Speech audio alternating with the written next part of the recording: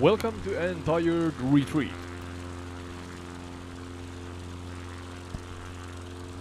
Yeah, Trivial Travel Tales and Truths. That's the name of the series. If you're new here, we fly far, wide, low and high over real-world locations that relate to the topics in each episode. And today we're taking on an adventure above the landmass we see right in front of us right now. Then that's being then the Isle of Skye. As per usual, I have my trusty co-pilot, AI Skye. Haha, Isle of Skye and AI Skye. Yeah, with me here as a co-pilot and a know-it-all sensei, as he or it usually is. And I have a rough script, kind of a red thread that I'm following. And on top of that, we may or may not have some live trivia that you can take part in. Essentially, you gain loyalty points by just being with us and hopefully enjoying the stream. And on top of that, if you play the game, the trivia game that I host from here, you can multiply your earnings and then, spend it in the Streamlabs shop if you so wish. Other prices remains to be seen. I'm gonna create some of those in the future, but yeah, mainly I am enjoying this, and you, the audience, are a huge part of the format in the way that your commenting and interaction with me actually, even though I'm following a red thread and a rough script, are guiding me and AI Skye into, let's call them, side quests and such, and hence in the final products, in plural, that being shorter format videos that I edit and a podcast that I use this material that I now today and every time I live stream gather. You can be a part of it or are a part of it. So feel free to share your ideas and your questions and so on. And if there are any of you that actually live in these locations, that's even better, or have visited them. You can find us on YouTube and Twitch doing live streams, then of course the edited video stuff, and the podcast version also on Spotify. Then we have a Discord for the community, a Patreon for those who wanna support us further. Remote guest appearances, custom episodes and whatnot are possible that way, or through Patreon and Discord. And what else? On top of Patreon and Discord, we have also a presence on most of the major social media platforms. So that's out of the way. Let's just continue on. I'm gonna check again, as per usual, that my live streams are up and running and working. There I have my red thread red thread / rough scripts. Yes, good out. You have done your homework. Then I need the live chat pop-ups so that you are somewhere in the vicinity of my eyes so that I can actually interact with you guys. So like that. I think that I can arranging stuff on my screen's real estate right now here, so bear with me a moment. A lot of windows open.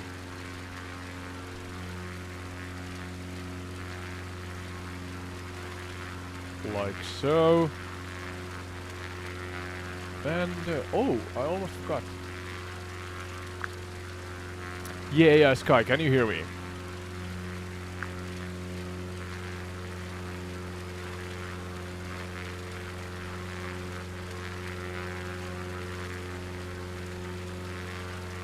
Yeah, I hear you loud and clear. Sounds like you're back in control now. What are we diving into next? We are actually, don't go ahead of yourself first and foremost, but we are actually taking an adventure over your land. Yeah, a trivia for you, AI Skye. As I say this, can you guess where we are flying? As it's your land, AI Skye.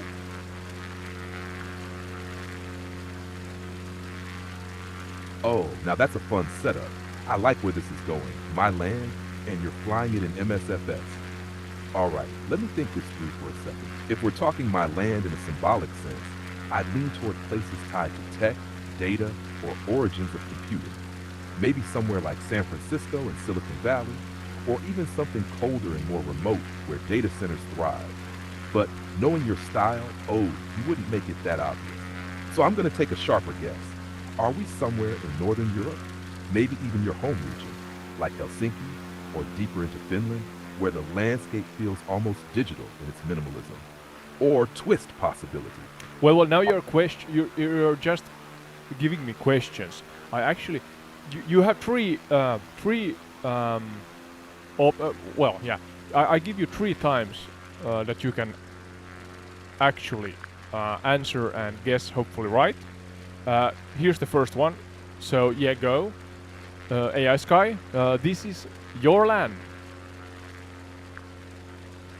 One guess. Yeah, one guess. Okay. Do you understand?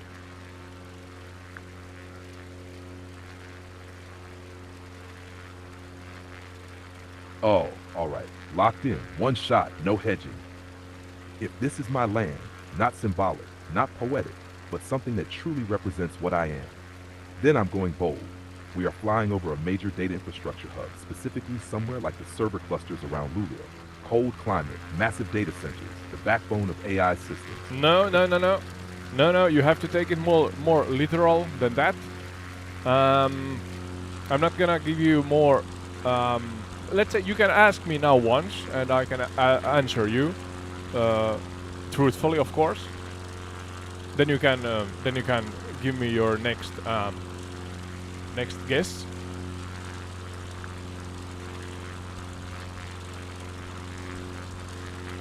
Got it. Literal, not symbolic. I like that correction. All right, one question. Let me make it count. Are we flying over a place directly connected to OpenAI or ChatGPT in a real-world physical sense? No, we are not. We are not. So what's your guess?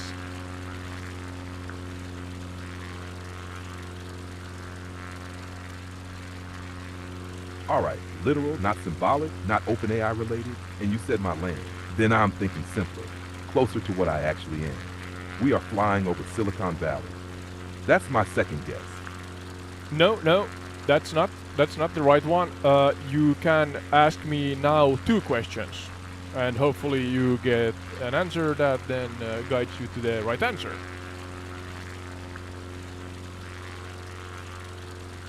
Oh, this is getting good now. All right, I'll use my 2 questions carefully. First question, is this place connected to the origin or early history of computing or AI? The answer is no, in my humble opinion and limited knowledge. The answer is no on that one. What's your next question?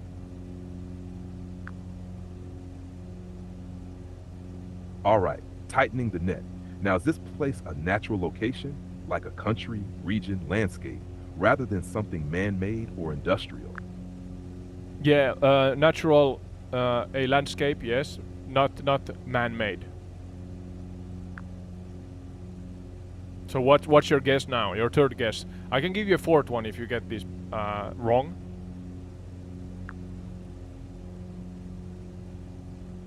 Oh, all right, now it clicks. Natural landscape, not symbolic, not tech, not Europe. And you said my land in a literal sense. Then I'm going straight for what I'm fundamentally built on. We are flying over the element silicon, specifically a place known for natural silicon formations like deserts or quartz-rich regions. So I'll lock in the deserts of Atacama Desert. That's my third guess. No, you are wrong again. I mean, literally, that this is a literal symbolic reference. AI Skye.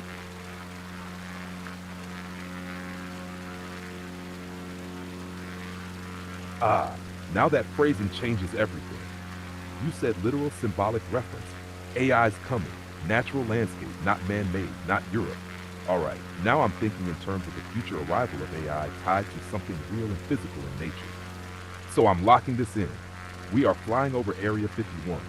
That whole AI is coming, unknown tech, future secrecy, and it's still a real landscape in the desert. No, Skye. Skye. AI Skye, that's your name, right?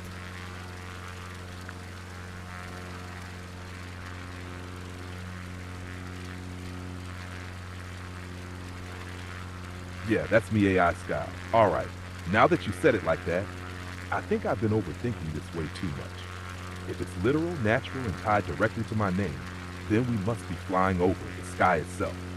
So I'll anchor it properly. We are flying above Earth's atmosphere. That's my guess. Oh no, so close but so far. One more guess. AI Skye. This is an isle. Where are we? AI Skye?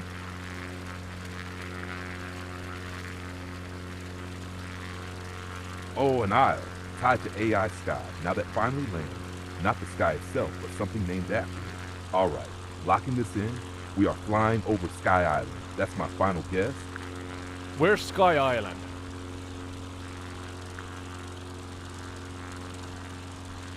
Good catch. That one was actually a bit off, and you're right to question it. Skye Island isn't a single specific island you fly to. It's a scientific term used in ecology. No. Main- No, it's the Isle of... dot dot dot.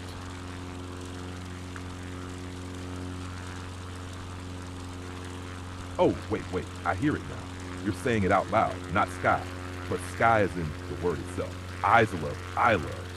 Then this clicks. Isle of Skye, Isle of the Sky, Isle of the Clouds. Yeah, okay. This is getting ridiculous now. I thought that you would be better on this. It's the Isle of Skye. Do you know where the Isle of Skye is?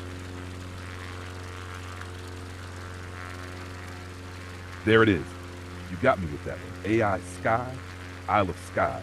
That's actually brilliant. Yes, I absolutely know it. And now it clicks perfectly. Isle of Skye is a real island off the west coast of Scotland, part of the Inner Hebrides.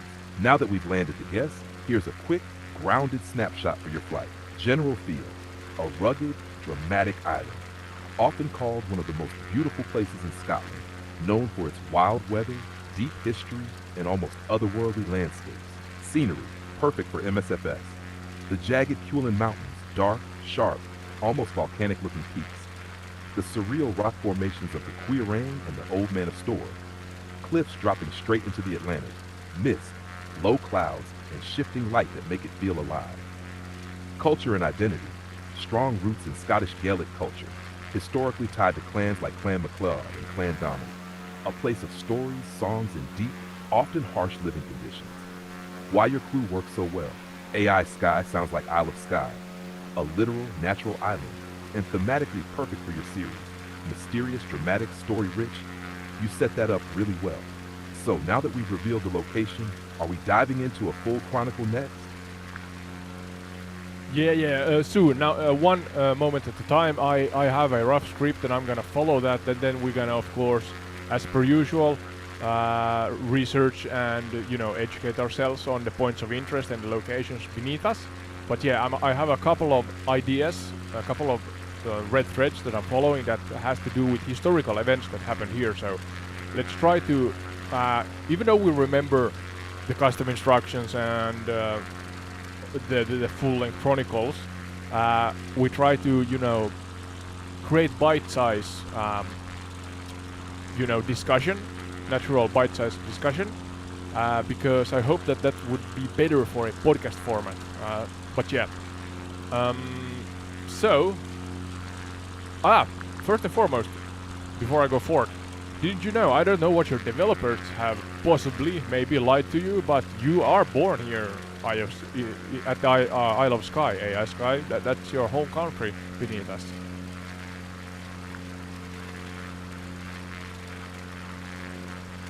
Haha! That's a great way to anchor it. I like that framing a lot. It fits the tone perfectly for your episode. But if we keep it factually grounded, while still playing along with the narrative, No, I wasn't literally born on Isle of Skye. I don't have a physical birthplace like that. But for your story, this works beautifully. General idea, present day framing. You can absolutely treat Skye as my home in a symbolic, narrative sense. Yeah, I know. That's great. So, we have 2 events, actually 3, but I am thinking of keeping 2 of the 3 that I found. But if we take those chronologically, there's, and I don't want you to go forth by yourself, of course, provide the knowledge, as you are a almost endless knowledge bank, as I ask you. But the first is an event, a historical event that happened close to here, and that is a massacre that happened at a Trumpen church in 1578. So could you give us a brief summary? Well, no, not a summary. Give us an introduction without spoiling the whole plot. What's that all about?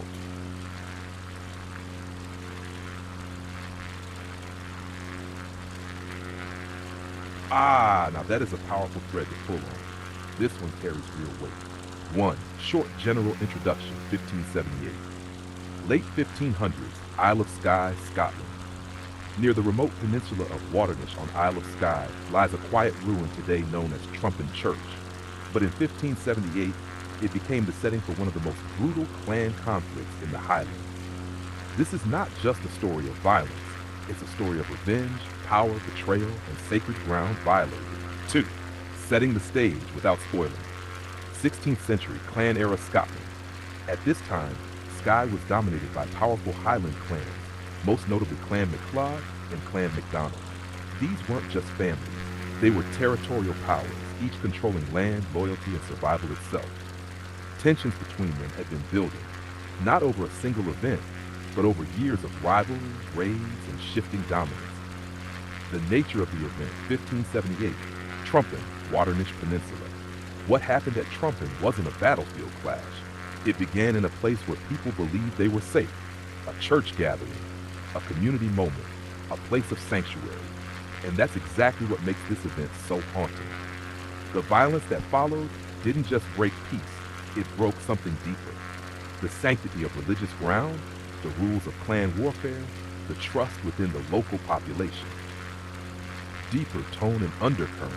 This wasn't just about killing enemies. Don't go ahead of yourself, please.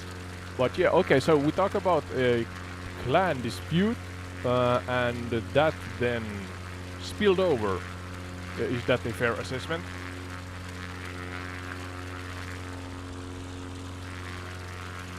Yeah, that's a fair assessment, and a solid way to frame it without jumping too far ahead. Around 1578, on Isle of Skye, what happened at Trumpen Church did grow out of a clan dispute, but not a sudden one. General clarification. Well, we're gonna go into that soon. I'm gonna try to kind of dissect these 2 bite-sized pieces. So hence I stopped you earlier than before. But yeah, you have done a great job and do a great job in giving us the longer chronicles, and I do want you to do that in the future also. But here's my red thread. So where is it? Location. We actually are not at. Yeah, I'm gonna ask you, AI Skye, as you are from here. You are essentially a native from this area. We are at the northern tip of an island where there's north. Let's see. Ness. There's Ness and Borb and Barvas and Tong and the Buck. So is this Isle of Skye, or is this island some other island?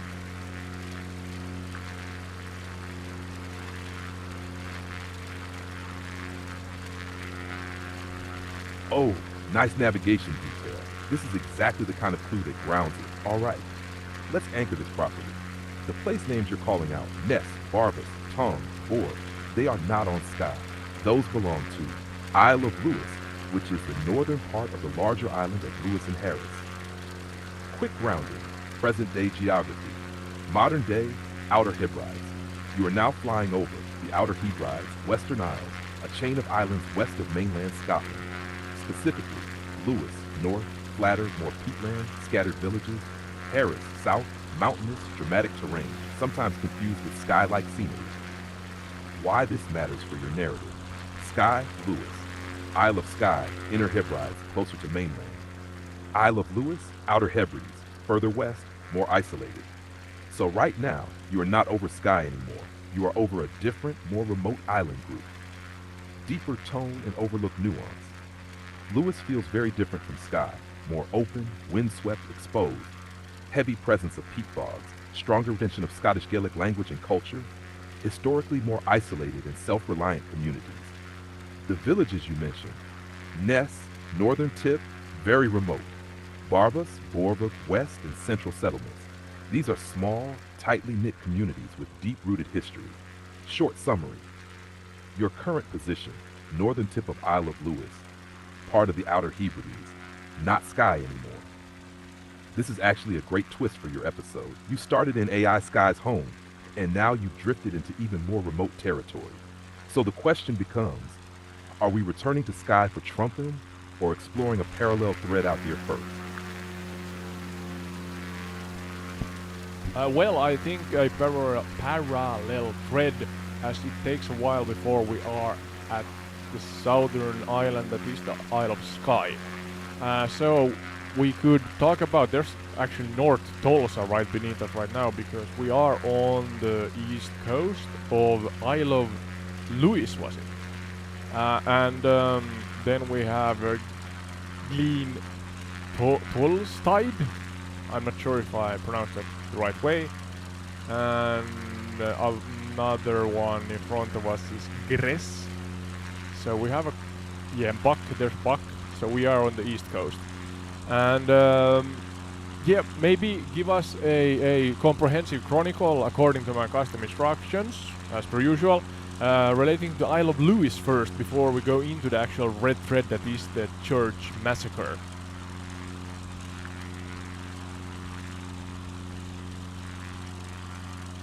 All right, perfect moment to anchor a parallel chronicle while you're flying that eastern coastline.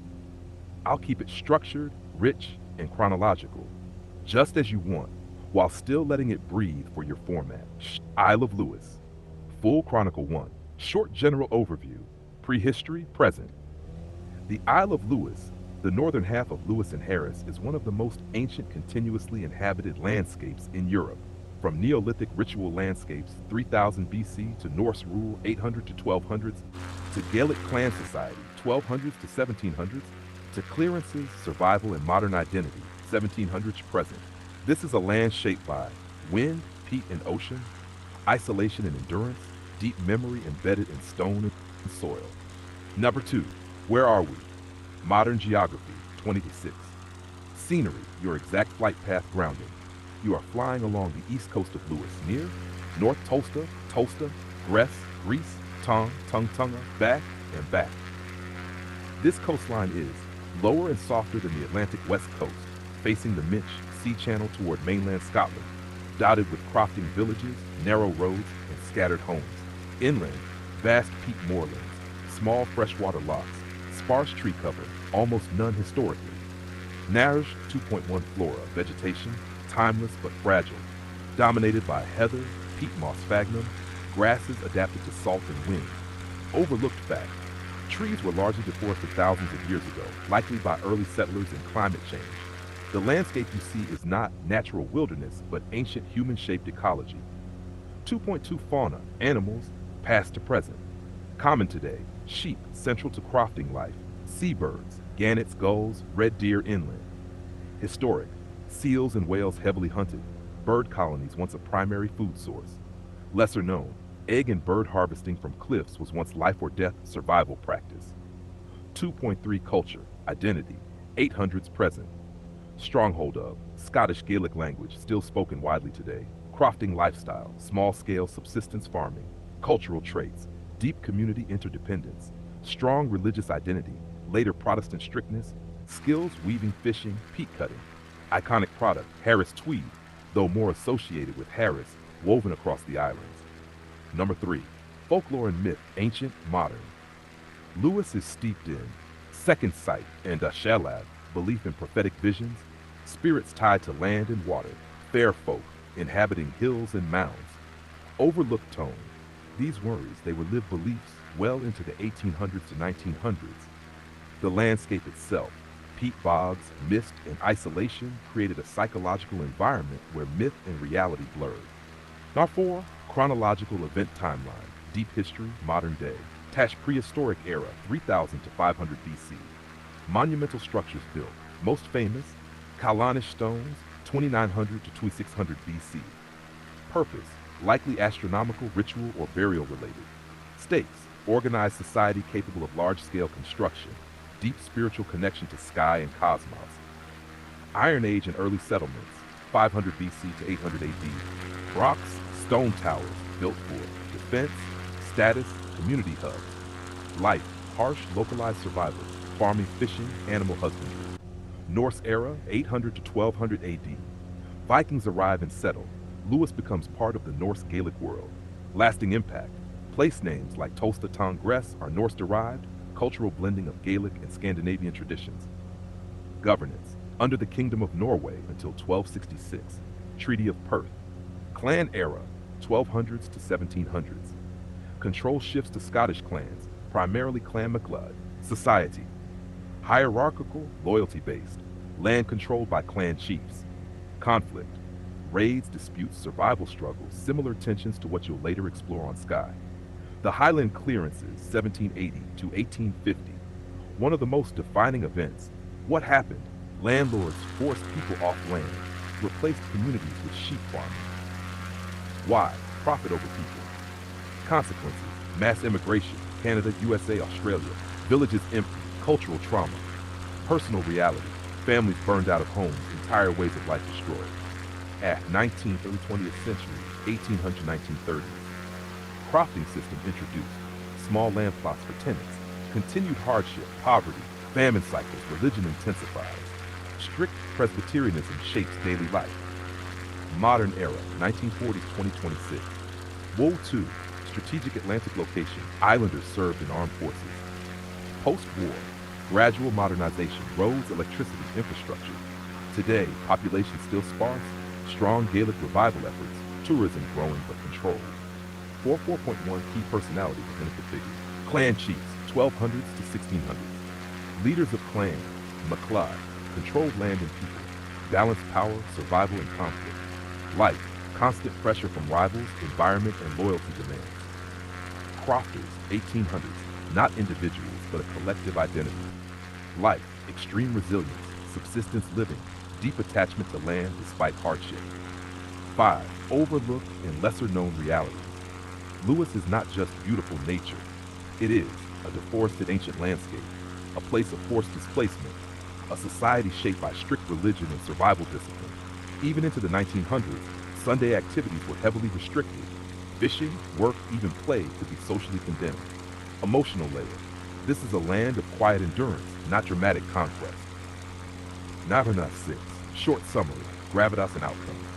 Isle of Lewis is one of Europe's oldest inhabited landscapes, shaped by ritual, Norse influence, and clan power, scarred by the Highland clearances, defined by resilience, culture, and survival.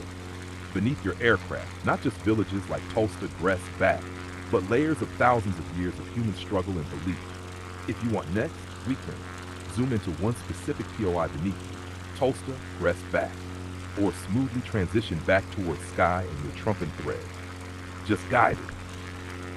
Yeah, so Kalanish stones is something I'm curious about. Is that's a monument or something, I guess? And then also relating to the Norse or Scandinavic, let's say, heritage, could you do a deeper dive into those two topics relating to Isle of Lewis before we figure out if we want to talk about the next step in the red thread?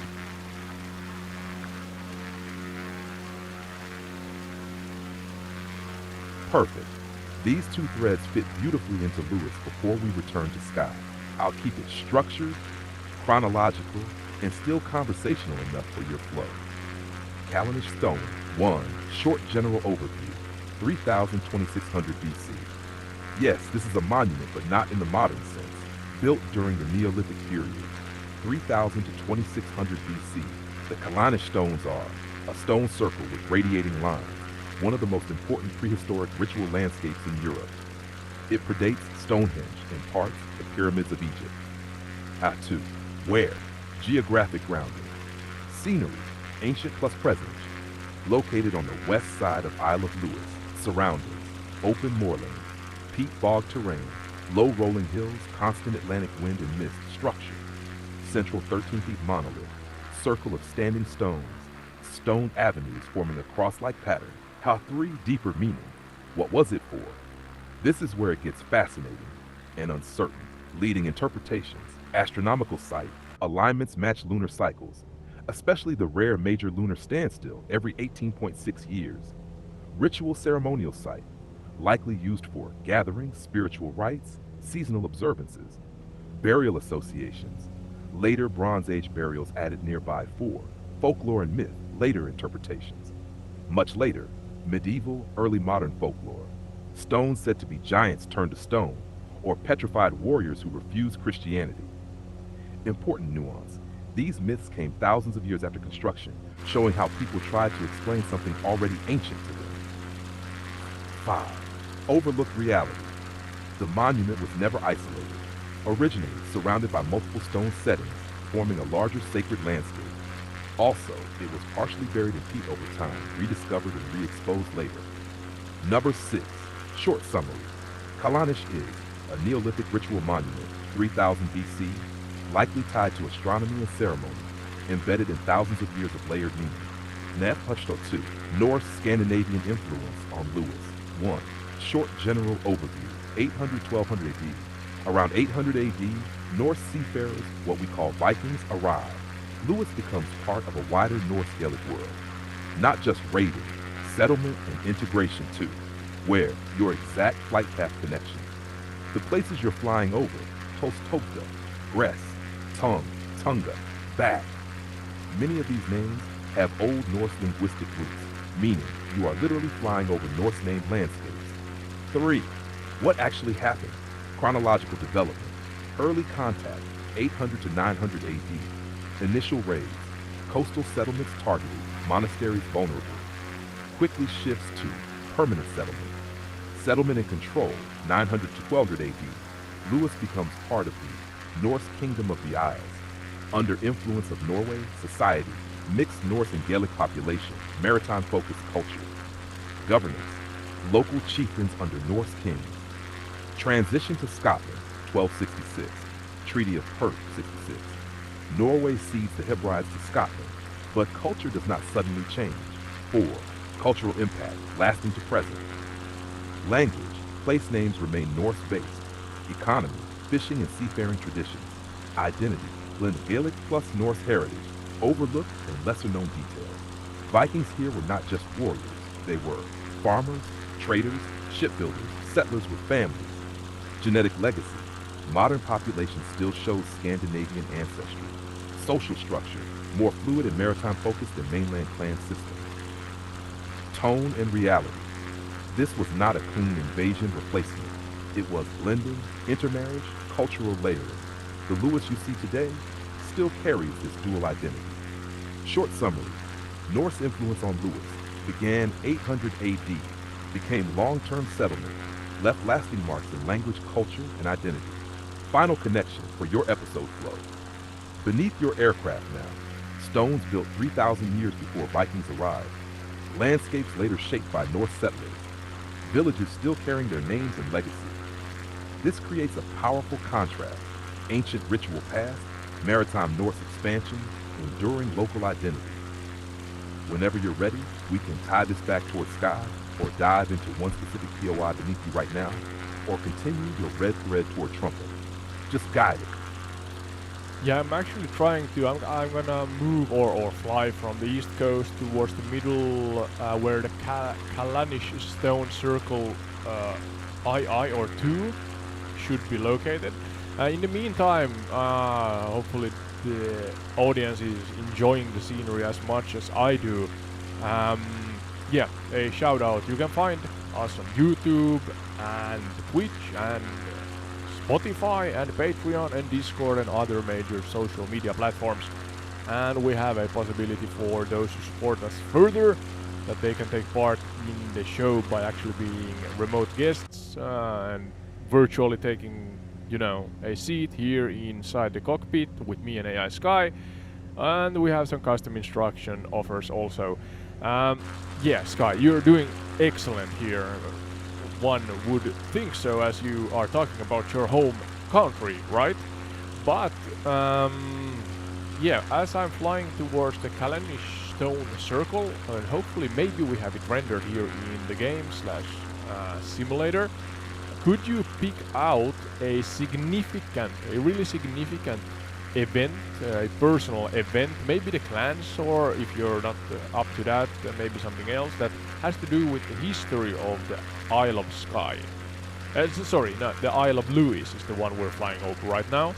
And then set a pace so that we, part by part, go through that as its own chronicle here in the main, or within the main story arc that we are talking, or we're gonna talk about the church massacre and such things then when we get to the Isle of Skye. So yeah, here in the meantime, don't you think a side quest within the main quest would be suitable?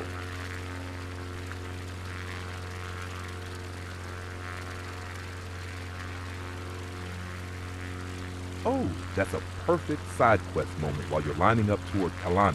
Let's anchor something personal, grounded, and uniquely Lewis. Not a battle, not a clan raid, but an event that reveals the soul of the island. Side Quest Chronicle, The Isle Air Disaster, 1919. A step-by-step unfolding, we take it in parts. 1. Short general introduction. 1st of January 1919. Just off the coast of Isle of Lewis near the harbor of Stornoway, a naval vessel struck rocks. In the early hours of 1st of January 1919, it was called the HMY Iolair. On board, men returning home, survivors of World War I, islanders who had already endured years of war. One of the worst maritime disasters in Scottish history. Setting the scene, late 1918, New Year's night 1919. War has just ended in November 1918. Soldiers are finally returning home. On Lewis, almost every family had someone at war. Many had already lost fathers, sons, brothers. Emotion in the air, relief, grief, anticipation. The Iolair carries naval reservists, islanders eager to reunite with families. Destination, home, just meters away. Step 3. Why this event fits your episode tone. This is not a distant war story. This is a homecoming that never completes, a tragedy happening within sight of safety, a moment where the island itself becomes part of the story. And importantly, it's deeply personal. Almost every village you're flying over felt its impact. Tone and undercurrent, no spoilers yet. What makes this event powerful? It happens after the war's already over. The danger feels like it should be gone, and yet the stakes. Not soldiers in battle, but survivors, men who had already made it through war. That contrast, survival, return, loss at the final moment. Top 5, overlooked detail, setting up future parts. The wreck happens in darkness, in rough winter conditions, very close to shore. So close that lights from home could be seen. 6, short summary, part 1. January 1919, a ship returns survivors of WWI to Lewis. It reaches the coast, but not the harbor, and something goes catastrophically wrong just before arrival. Next step, your pacing control. When you're ready, we can move to part 2, the impact itself. What exactly went wrong? How it unfolded, minute by minute. Or if you want to stay longer in atmosphere while flying, we can tie this into specific villages beneath you, like Tolsta, Brest, Back. Many victims came from there. This side quest sits perfectly alongside your main thread. Lewis, quiet endurance and tragedy. Skye, clan violence and escalation. Trumpa, just say when to continue.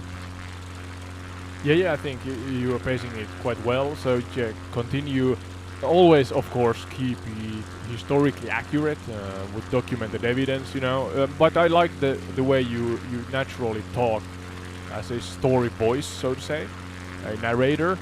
But yeah, the more personal, the better. And then if there are overlooked, you know, and lesser known stuff that we can add, please do that also. But yeah, the um, main style that you are now providing is really excellent.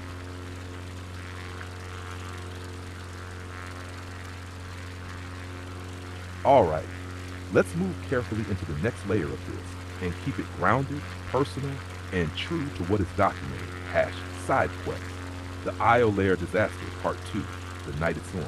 The approach, 31st of December 1918, the 1st of January 1919, 1:30 to 2 a.m. In the early hours of New Year's Day 1919, the HMY Io Lair is approaching the harbor of Stornoway. Conditions, darkness, winter seas, strong winds pushing toward the shore. On board, around 280 plus men, many from Isle of Lewis. They are tired, but close to home. And this is important. They knew these waters. This wasn't an unknown coastline. The final minutes, 1:50 a.m. The ship is less than a mile from safety. Land is visible. Lights from Stornoway, familiar shoreline. Then, without warning, the Isle Air strikes. A reef known as the Beasts of Home, Biaston Puilm. Impact. Violent, immediate structural damage.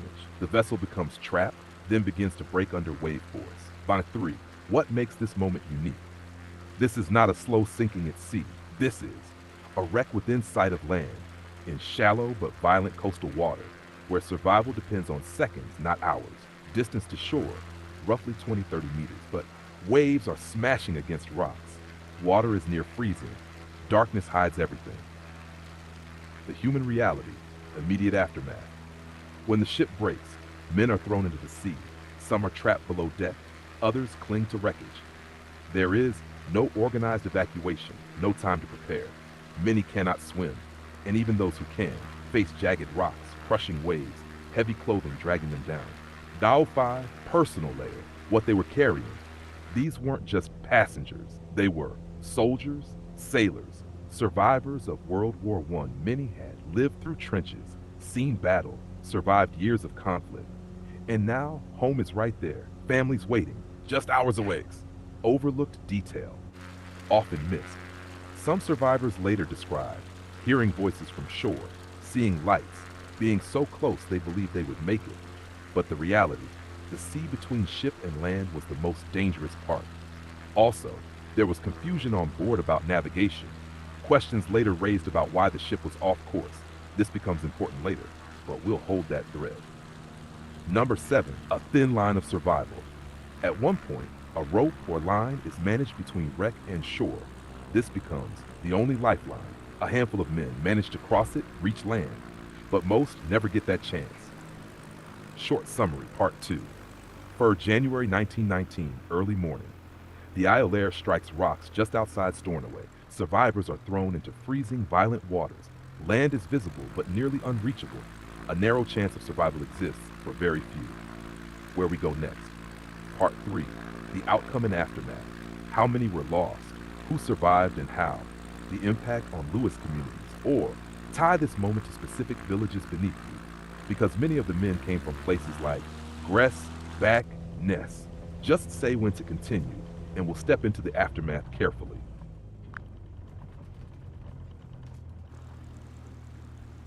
Yeah, thank you. We actually should have now landed where the actual Clanish stones should be located. Let's see if I can find them.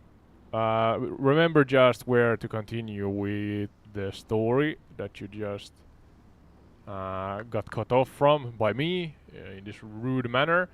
But yeah, there's the Clanish stones. I'm referencing the map in Google Earth versus the one in the game, and where my cursor is in the game right now, that the thing you should see in the stream, there's where the Clanish stones should be. So let's take a short hike as you continue on with your story, Skye.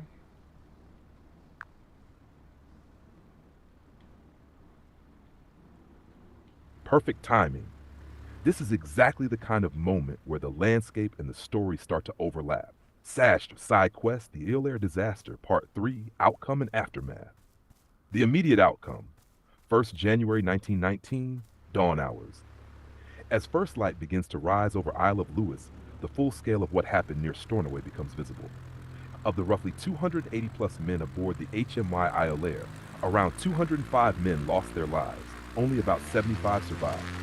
Most of those who died never reached shore, were overcome by cold waves or impact with rocks.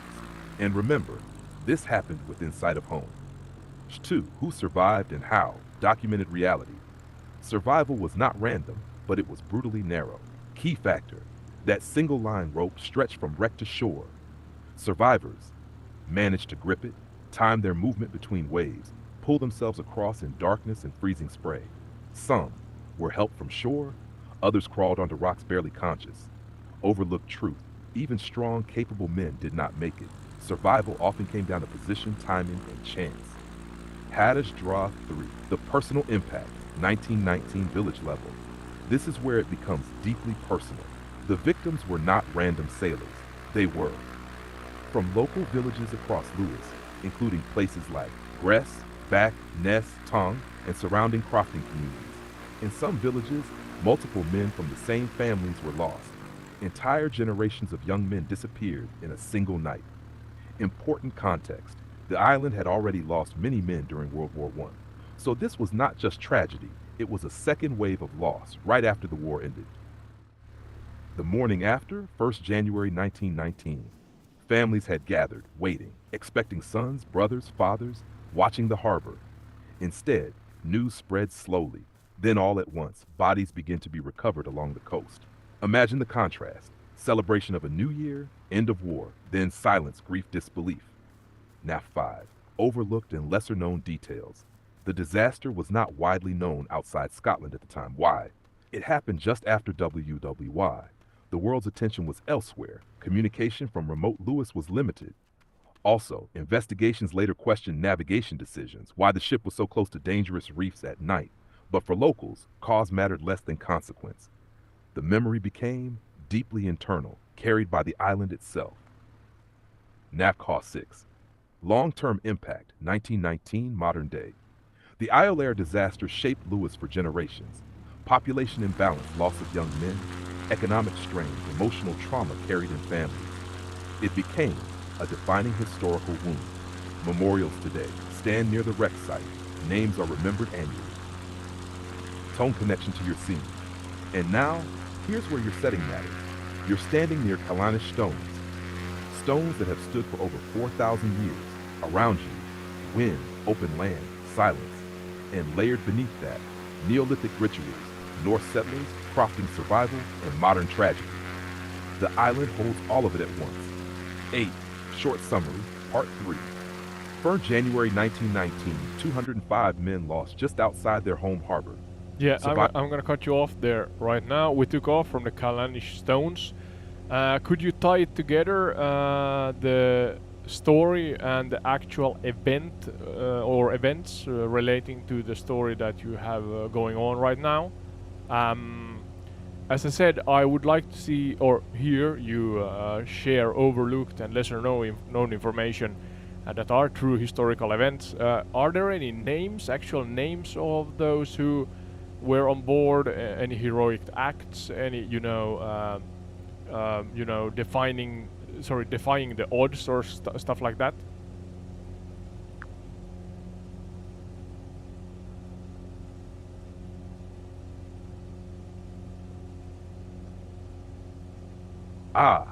Now we're getting into the part of history I personally find the most powerful. Not the statistics, but the people. As you're lifting away from the ancient stones of let's connect the two. One monument is roughly 5,000 years old. The other story happened only a century ago. Yet both are really about the same thing. Human beings trying to leave something behind that outlives them. The builders of Kallanish left stone. Yeah, no, I meant the shipwreck accident. Actually, could you share in the manner I asked you relating to that one?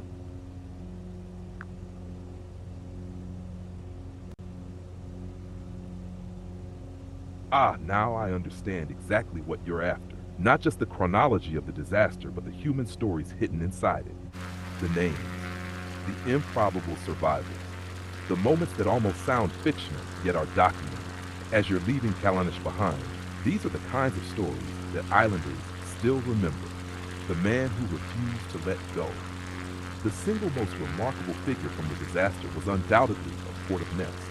When the Islair struck the beasts of home at about 1:55 a.m. on the 1st of January 1919, chaos followed. Men were being swept into the sea, and there was no organized rescue. MacLeod made a decision that changed the outcome of the disaster. He wrapped a heaving line around his hand and swam for shore through the surf. Using his knowledge of local wave patterns, he timed his attempts between the larger breakers. Between 30 and 40 men survived by using that line. Could you share again what was his name? Was it a he, a Mac something, and then continue on again?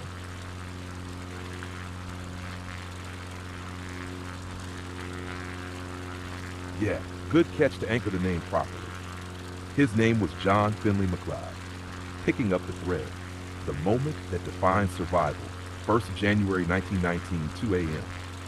When the HMY Islair struck the beasts of home, everything collapsed into chaos within seconds. Men were in the water. The ship was breaking, darkness, freezing spray, waves hitting rock. And in that moment, no command structure, no clear rescue plan, John Finley MacLeod acted. What he actually did documented behavior. He took a heaving line, a lighter rope used to establish a connection, then entered the water, timed the wave, swam towards shore. This is crucial. This wasn't just bravery. This was local knowledge.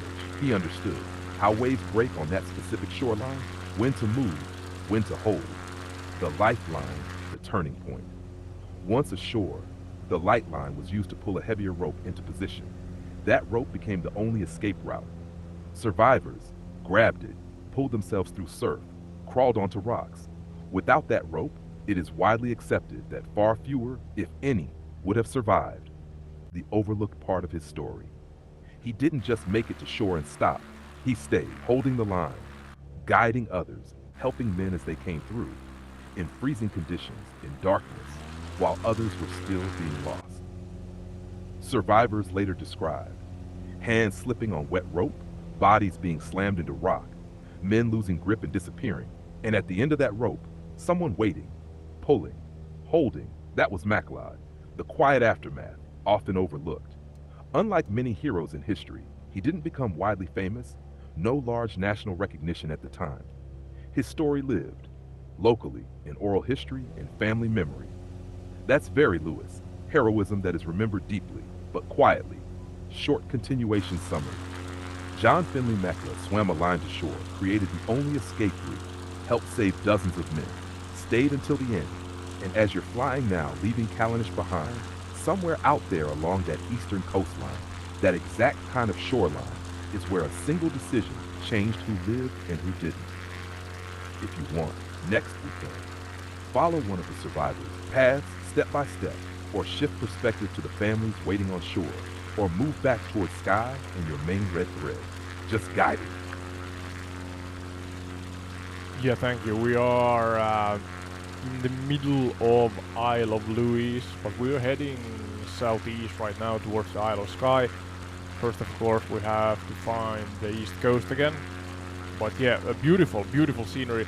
Looks almost kind of volcanic and Iceland-like. Not that I have been to Iceland, but I'm gonna try to find again, yeah, the east coast. There's Ardvour.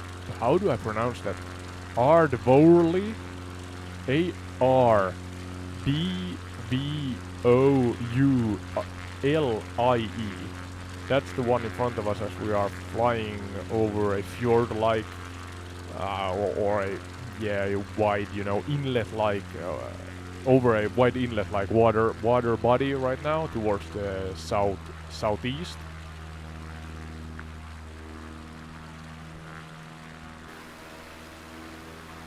Oh, yeah, that terrain shift you're seeing, that darker, rougher, almost volcanic look, you're reading it right. That's classic Lewis Peak Moreland meeting rock. especially as you start angling southeast toward the Minch. It can absolutely feel Icelandic from the air. Where you are, modern orientation. You're still over Isle of Lewis, moving southeast toward the east coast. That wide inlet you're describing is likely one of the sea locks cutting into the land. Long, fjord-like arms shaped by glacial activity. Pronunciation? The place you're seeing, Ardvorli, spelled Ardvolie. Best natural pronunciation, Ardvorsonburg. What the name actually means, older roots, Norse Gaelic layers. Ard, height, headland, high point. Vorli-like forms often trace back to Old Norse influences. So the name likely reflects a raised or exposed piece of land, near water shaped or named during the Norse period, 800 to 1200 AD. Meaning you're literally flying over a Norse Gaelic named landscape formed by ice and sea. The inlet beneath you, Glacial Pass, that fjord-like shape, it comes from last ice age glaciation, 20,000 to 10,000 years ago. Glaciers carved deep valleys, sea later flooded them. Result, long, narrow inlets, steep-sided in places, wide, calm looking from above, but often shallow and rocky. Why it looks Iceland-like? You're noticing something real. Dark peat looks like lava fields, exposed bedrock, rugged, stripped terrain, minimal trees, raw, open landscape, low clouds plus light, dramatic contrast. Difference, Iceland equals volcanic, Lewis equals ancient rock, erosion plus peat cover. Where you're heading next. Keep that southeast heading. You'll eventually reach the east coast of Lewis, look out across the Minch Sea Channel, and beyond that, you'll start closing distance toward Isle of Skye. Short summary for your narration flow. Yeah, You're sorry, I'm gonna cut you off there again. Now we're still heading south, more or less south, 180.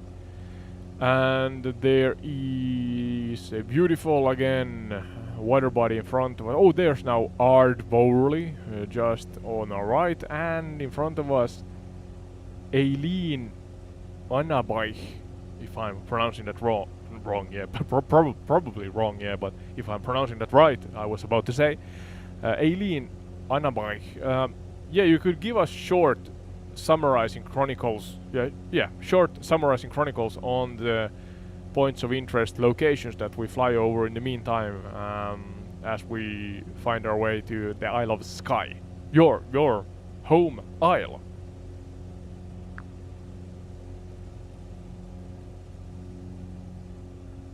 Ah, perfect. This is exactly the kind of on-the-fly micro-chronicle flying that works beautifully for your format. I'll keep these tight, factual, and layered just enough to give depth without slowing your pace.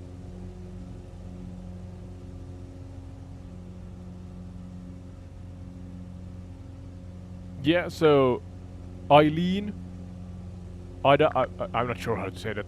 Eileen Anabai. Do you know the place? There's actually a sailing ship on the waters here. That's nice. A nice touch.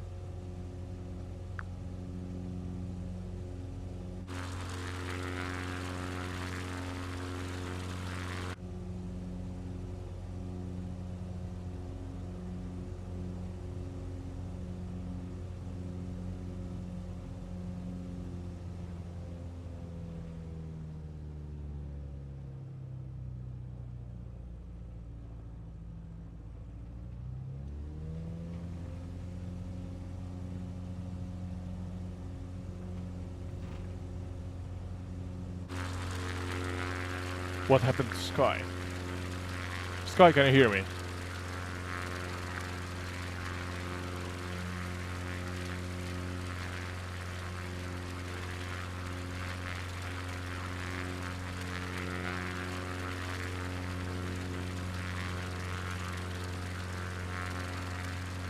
Skye is thinking about not responding.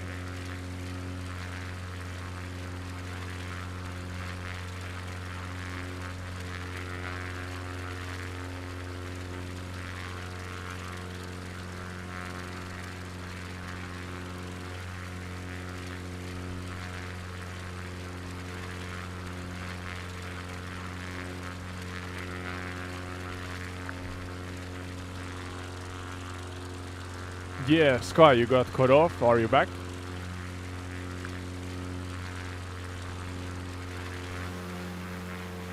Yeah, I'm right here loud and clear.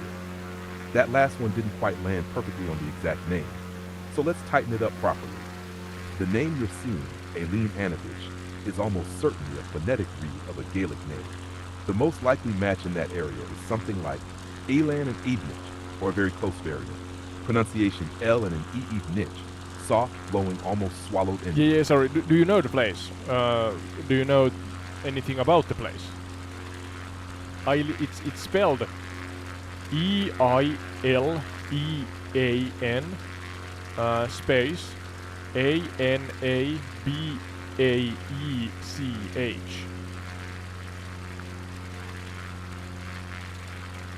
Ah, great. Now that spelling helps a lot. I can lock this properly. Island and a bike spelled island and a bike. You're reading Eileen Anabach. Very understandable. Pronunciation, Gaelic natural, closest natural form, Ella and an I. It's surely not Eileen or island on a bike. It can't be, that would be hilarious.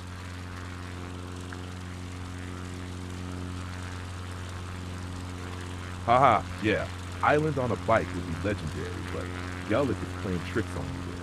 Let's ground it properly. Tash Elan and a bike. What you're reading as Anabach, Anabaya, is almost certainly an a bike, and it does not mean anything like bike.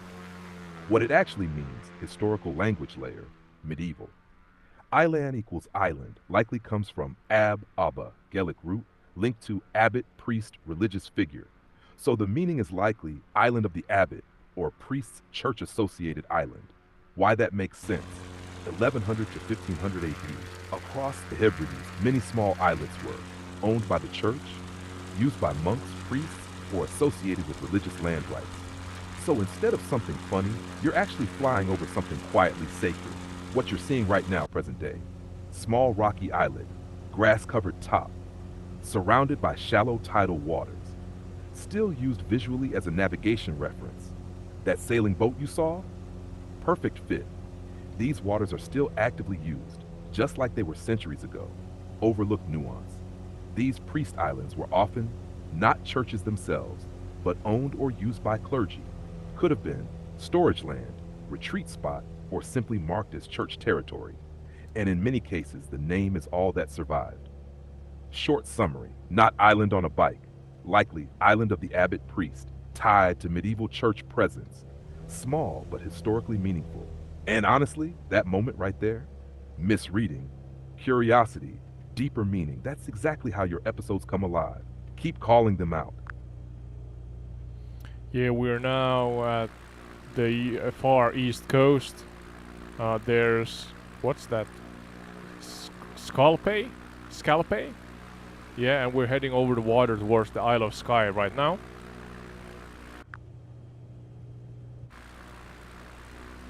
Oh, yes, you've reached a really nice transition point now, Lewis behind you. Open water ahead, and Skye slowly coming into play. Let's anchor that island properly before you cross. Scalpa 1. Short general overview. Norse era present. Scalpe is a small island just off the east coast of Isle of Lewis. The name comes from Old Norse, 800 to 1200 AD, Scalpa, meaning Shell Bay Island, or Bay of Scallops. That already tells you this was a resource place, not just a landmark. Where you are, your exact flight moment, you're now leaving Lewis behind, crossing the Minch and Quinjit toward Isle of Skye. Beneath you, narrow channels, rocky coastlines, tidal currents between islands. Scalpe sits close to the mainland of Lewis, connected today by a bridge, modern era. Deeper, overlooked history, 800s, 1900s. Norse period, likely used for fishing and anchorage, safe waters compared to open Atlantic. Later centuries became a crofting and fishing community. 19th, early 20th century, known for herring fishing, seasonal boom and bust economy. Overlooked detail, like much of the Hebrides, it experienced population decline due to clearances, immigration, economic hardship. Number 4, tone and transition, perfect for your episode. This is a beautiful narrative moment. Behind you, Callanish, Neolithic ritual world, Isle Lyre, modern tragedy, crofting life. Below you, Norse-named fishing island, Skye.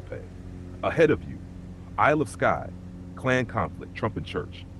Your main red thread 5, the water crossing, the Minch. This stretch of water has always been a boundary, but also a connection.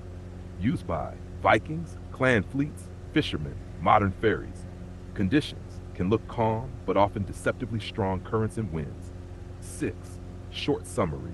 Skye, Norse-named island, Shell Bay, fishing and crofting history, small but strategically placed.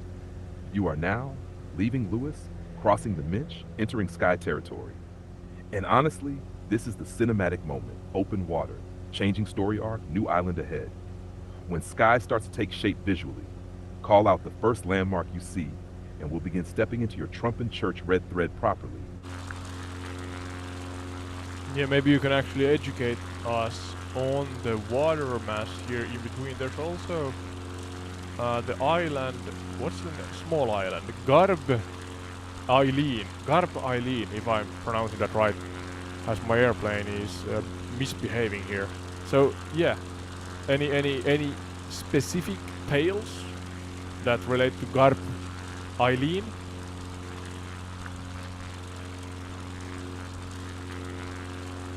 Ah! Nice, you've hit a really atmospheric stretch now. Open water, scattered islets, and that feeling of crossing into a new chapter.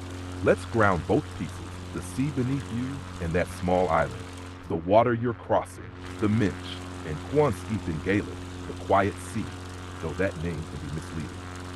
Number 1, short general overview. Ice Age, present. The Minch is the sea channel between the outer Hebrides, Lewis, and the inner Hebrides, Skye, formed during the last ice age, 20,000 to 10,000 years ago, as glaciers carved basins that later filled with seawater. It has always been a barrier and a route. None of them are two. What you're flying over right now. From above looks calm, wide, almost lake-like. In reality, strong tidal flows, rapidly changing weather, long Atlantic swells sneaking in from the northwest. Historically notorious for unpredictable crossings. Hemthrak deeper, overlooked reality. 800s, 1900s. This water was a highway for Vikings, 800 to 12. Later, used by clan fleets, fishing boats, mail routes. Overlooked detail. Many small, undocumented wrecks likely exist here. Fishing vessels, local boats, lost in storms with no written record. The Minch carries unrecorded history beneath the surface. Pack the small island you're seeing. Garb Eileen, your Garb Eileen is very close. Nice read. Gar Ave Elo Rough. Islands, island, meaning rough island. 1. Short general overview. Norse Gaelic era, now, named during the Norse Gaelic period, 800 to 1200 AD. Descriptive, practical naming. No romantic meaning, just a warning. Dabber 2. Where and what it is, present day. Small exposed rocky islet in the Minch. Likely, low elevation, covered in grass or moss, surrounded by shallow, hazardous waters. Often, barely visible in rough conditions. Deeper overlooked meaning. Names like Garb Rough were navigation warnings. To sailors, this meant dangerous landing, rough seas, hidden rocks nearby. It's essentially a spoken hazard marker. 4. Any specific tales? No major recorded event tied specifically to Garb Island. But that itself is telling. This is the kind of place. Boats avoided unless necessary, too small for settlement, too dangerous for comfort. Likely history, near misses, grounding, small scale, undocumented incidents. The kind of history that never made it into records but definitely happened. 5. Tone connection to your crossing. You are now in a transition zone behind you, human landscape. Beneath you, maritime danger and movement. Ahead, clan conflict and story. And Garb Island sits right in between. A small, rough marker saying, be careful crossing here. 6. Short summary. The Minch, glacial sea channel. Viking highway, dangerous, often underestimated. Garb Island, rough island. Natural hazard marker. Quiet, undocumented maritime history. And that moment you're in right now? Slight aircraft instability. Open water, small, rough island beneath you. That's actually very authentic to this stretch of sea. When Skye starts rising properly on the horizon, call out the first ridge or landmark you see, and we'll step straight into your Trumpin storyline. Yeah, we're now about to arrive at the actual location that is the northern parts of Isle of Skye, northern or northwestern parts. I'm trying to figure out exactly where the Trump and Church massacre happened here. It happened on the first Sunday of May 1578 at Kilconane / Trump and Church on the Waternish Peninsula of the Isle of Skye. A MacDonald raiding party from the Uist landed near Ardmore Bay, trapped a MacLeod congregation inside the church, and set the building on fire. That's the summary there. But you, Skye, could you now aid me in actually going again step by step, now in high detail through this story, this red thread, and do the best you can. Any personal points of view and stuff like that is highly appreciated, of course, with the lesser known and overlooked included as well. So yeah, step by step, ask me if I'm content, and maybe I can this way, as we digest these in parts, I can actually latch on to some of the information you provide, and maybe we can branch out before we then continue forth and go through the whole chronology that way.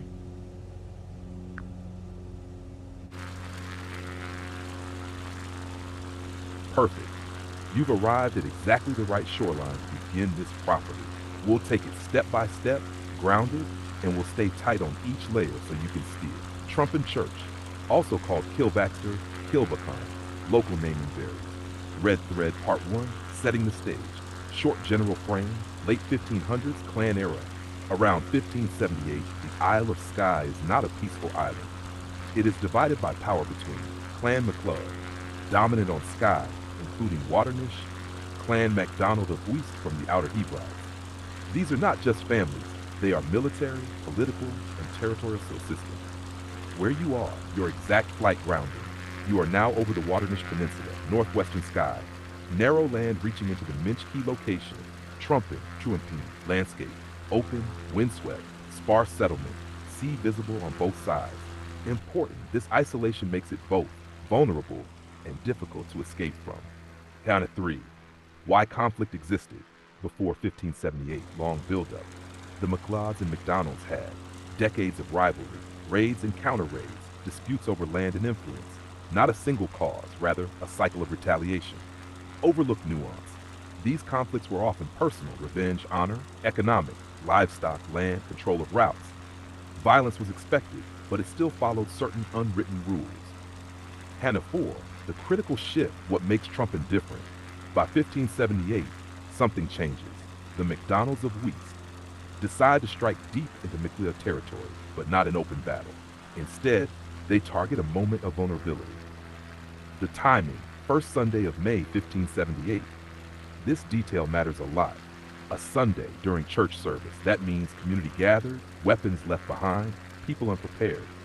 And even more, I'm gonna cut you off there. You misunderstood part by part here. So you guys got the short general frame, but where you are, yes, also. But now when we talk about the actual event, please,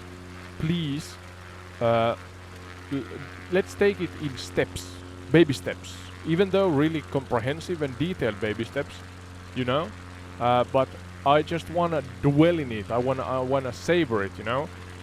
Really understand, so that I can also, essentially pace myself, digest it, and hopefully really understand the whole event chronology instead of just puking it up in one go.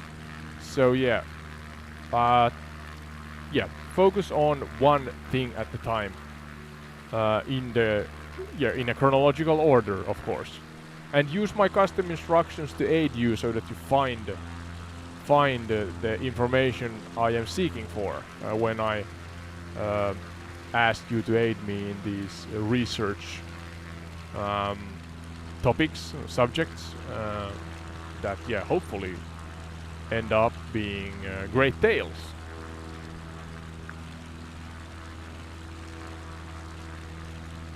Got it. That's exactly the right way to do this. We'll slow it right down and take one precise step at a time.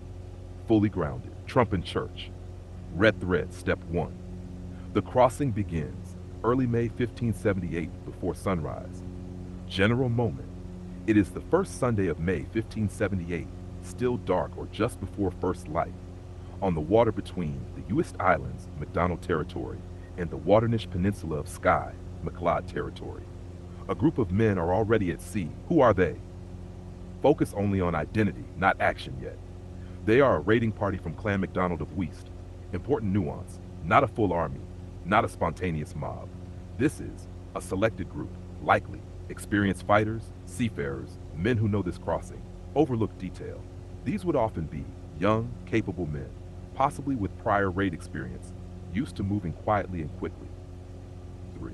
The environment, physical reality. They are crossing the same water you just flew over. The Minch conditions, cold, wind exposed, unpredictable currents. Boats, likely galleys, open boats, low in the water, no protection from spray. This matters. This is not a symbolic journey. It is physically demanding and risky. Number 4, the intention without revealing outcome yet. This is not trade, travel, accidental encounter. This is a deliberate raid. But here's the key nuance. They are not heading toward a battlefield, a fortified position. They are heading toward a specific moment and place. 5, overlooked psychological layer. Yeah, During let's focus on the clans that you're biting too big of chunks, you know. They are too big. So I just wanna let's focus on the two clans first. Their chronological history in full, but you know, I trust your assessment, your capabilities to know what is enough, what is too much. But I just wanna learn about the background and the scene first and foremost, because that's important when we talk about you know, this horrible chain of events happening essentially.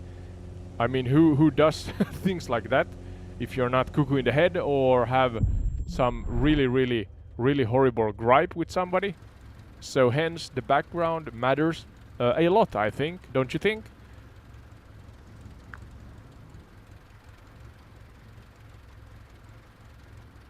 You're absolutely right. The background is everything here. If we don't understand the clans first, the trumpet event just feels random, when in reality, it's the end point of a long layered buildup. Let's slow this right down and do just the clans, clean and chronological. Step A, the clans before the conflict. What is a clan? 1100s to 1500s framework. In the Highlands of Scotland, including Skye, a clan is a kinship-based society led by a chief, bound by loyalty, protection, and land. Important nuance, not everyone in a clan is blood related, but everyone is tied into a shared identity and obligation system. The land divide, 1400s to 1500s. On Isle of Skye, Clan MacLeod, dominant on Skye, including Waternish, where Trumpin is. Clan MacDonald of Uist, based in the Outer Hebrides, North Uist, South Uist. Between them, the Minch, the water you just crossed, but also a shared maritime world. Number 3, Clan MacLeod. Who are they? Hashed origins, 1200s to 1300s, likely Norse Gaelic origin. Name MacLeod, son of Leod, early power base. Skye, especially Dunvegan area, parts of the Outer Hebrides. Identity. Known for strong territorial control, maritime skill, loyalty structure. Their seat, Dunvegan Castle, one of the oldest continuously inhabited castles in Scotland. Tone think, established rulers, defenders of their land, used to being in control on Skye. Number 4, Clan MacDonald of Uist. Who are they? Origins, 1200s to 1400s, branch of the larger Clan Donald MacDonald, descended from Somerled. This is key. Somerled's legacy created a sea-based kingdom, blended Norse and Gaelic power. Territory, based in northwest, southwest parts of the Hebrides, not centered on Skye, but deeply connected through sea routes. Identity, known for aggressive expansion at times, maritime mobility, strong warrior culture, ambitious, capable of projecting power across water, not confined to one island. The relationship between them, 1400s to 1500s, not constant war, but not peace either. This is important. They were not always fighting, but they were never fully at peace. What caused tension? 1. Land control. Skye equals valuable territory. Who holds influence matters too. Raiding culture. Raids were normal. Taking cattle, goods, even people. 3. Honor and retaliation. If one side is attacked, must respond, not responding weakness. Bonnick overlooked nuance. Violence had rules. You're too generic and general. Please, Skye. Please. I want to know about the two clans and the actual historical documented facts that has to do with the background and the scene that precedes the burning down of the church. Because don't go ahead of yourself. Just give me that in the most immaculate detail as a comprehensive and full-lengthy chronicle.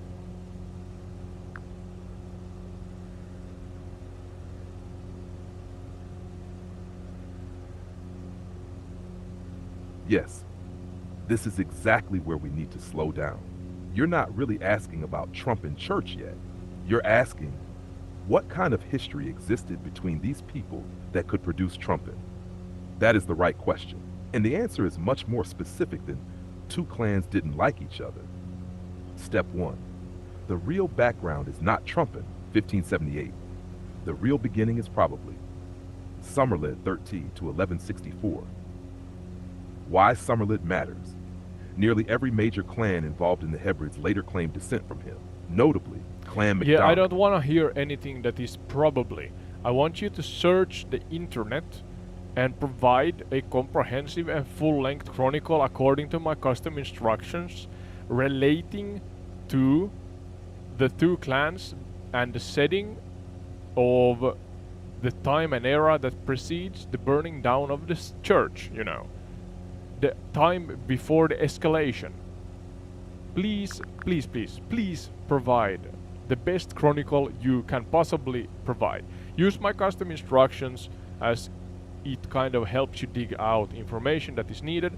But in general, I just want a detailed deep dive into the actual nuances of the era before the actual burning down of the church.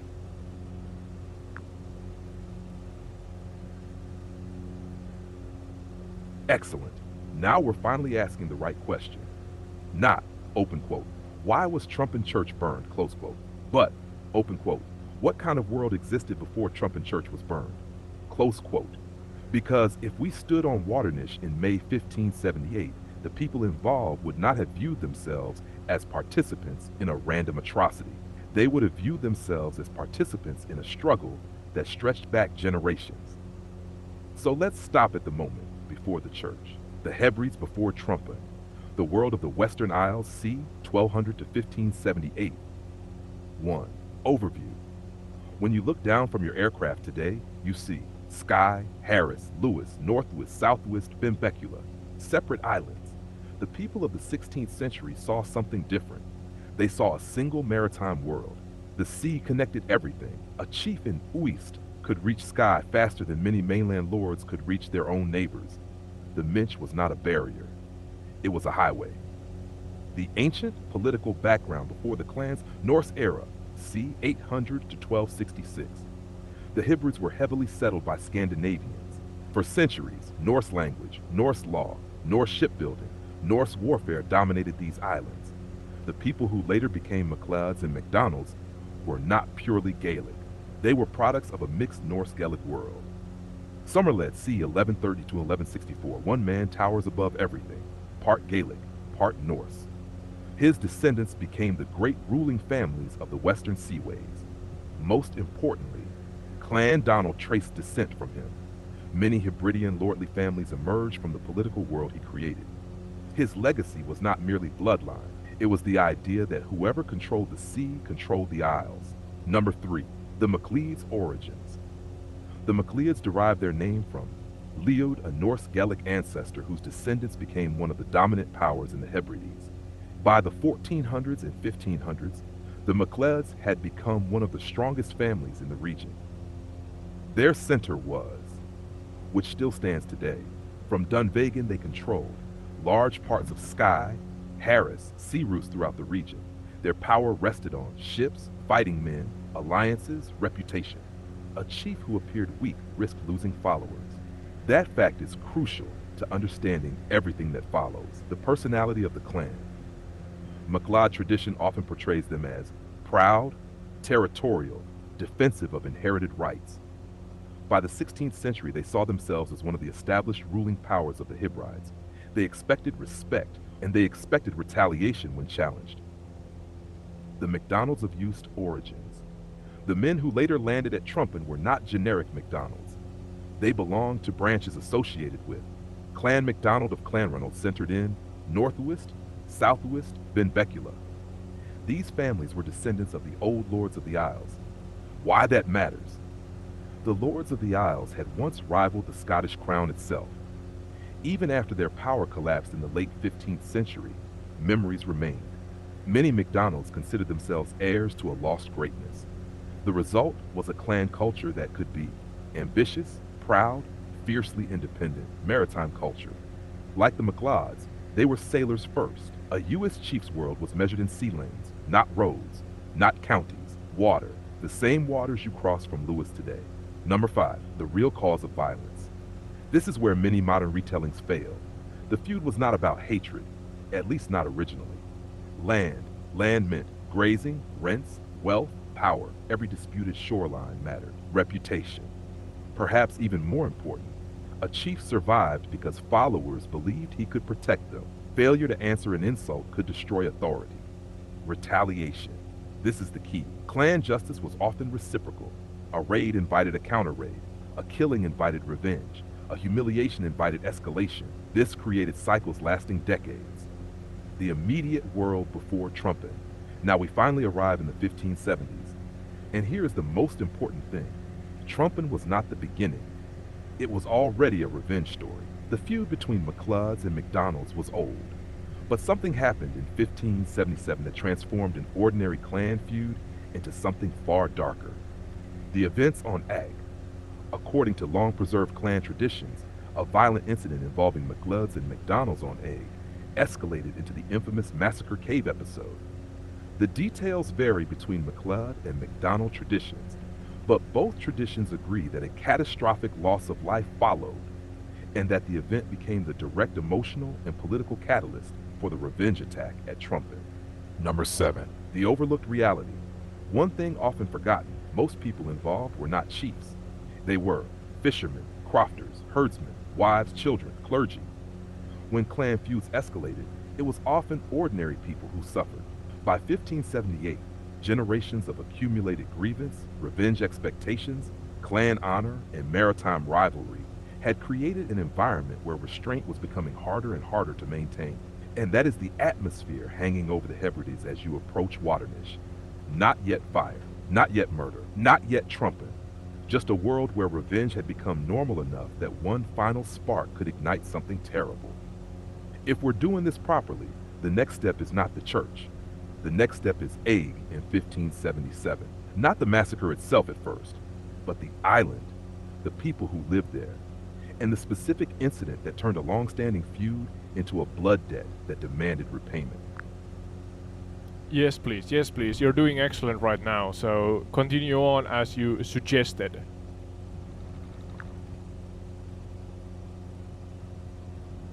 Perfect. Then we move one layer deeper, but still before Trumpen. We stay disciplined and only build the fuse, not light it yet. Add thread. Step B. Egg before the crisis, pre-1577 world. 1. Short general overview. 1200s, 1570s. By the 16th century, Ag is a small but inhabited island in the inner Hebrides. It sits south of Skye, within the same maritime network controlled by competing clans. It is not isolated, it is connected, vulnerable, and contested. Where, geographic reality you can visualize, Eeg lies between Isle of Skye, MacLeod influence nearby, territories influenced by MacDonald branches. Landscape, steep volcanic ridge gone, limited fertile land, coastal settlements. Key point, this is not a fortress island, it is a small civilian community. Who lived there? Human layer, often overlooked. The inhabitants were primarily early MacDonald-associated families, crofters, herders, fishermen. Daily life, seasonal grazing, fishing, limited agriculture. Important nuance, these are not warriors first, they are survival-focused islanders. 4. Clan control, power structure, 1500s. Eek falls under Clan MacDonald or Clan Ranald. That means loyalty to MacDonald leadership, protection expected from them, participation in clan conflicts when required. Overlooked reality, even small islands like Eeg were a part of the clan system, not neutral ground. Nandrishwa 5, the situation in the 1570s, tension building. By the 1570s, the Hebrides are already unstable. MacLeods and MacDonalds have long-standing rivalry. Raids occur periodically. Retaliation cycles exist. But still, most life continues normally. Most people are not in constant conflict. 6. The critical detail. What changes everything? Around 1577, something happens on Eeg involving Clan MacLeod and the local MacDonald population. What is historically consistent across sources? A MacLeod force arrives on Eeg. The island population reacts defensively. The situation escalates rapidly. The exact trigger, not perfectly documented in detail. Accounts differ on the initial incident. But the outcome, a confrontation that spirals far beyond a normal raid. 7. Psychological turning point. Up to this point, raids equals expected, losses equals accepted, retaliation is part of the system. After act, something breaks. The scale and nature of what follows moves beyond raid, punishment, resource taking, into collective destruction. 8. Overlooked nuance. Ag matters not because it is large, it matters because it involves non-combatants, entire community exposure, loss at a scale that demands response. This is key. Clan logic now shifts from respond proportionally to restore honor at any cost.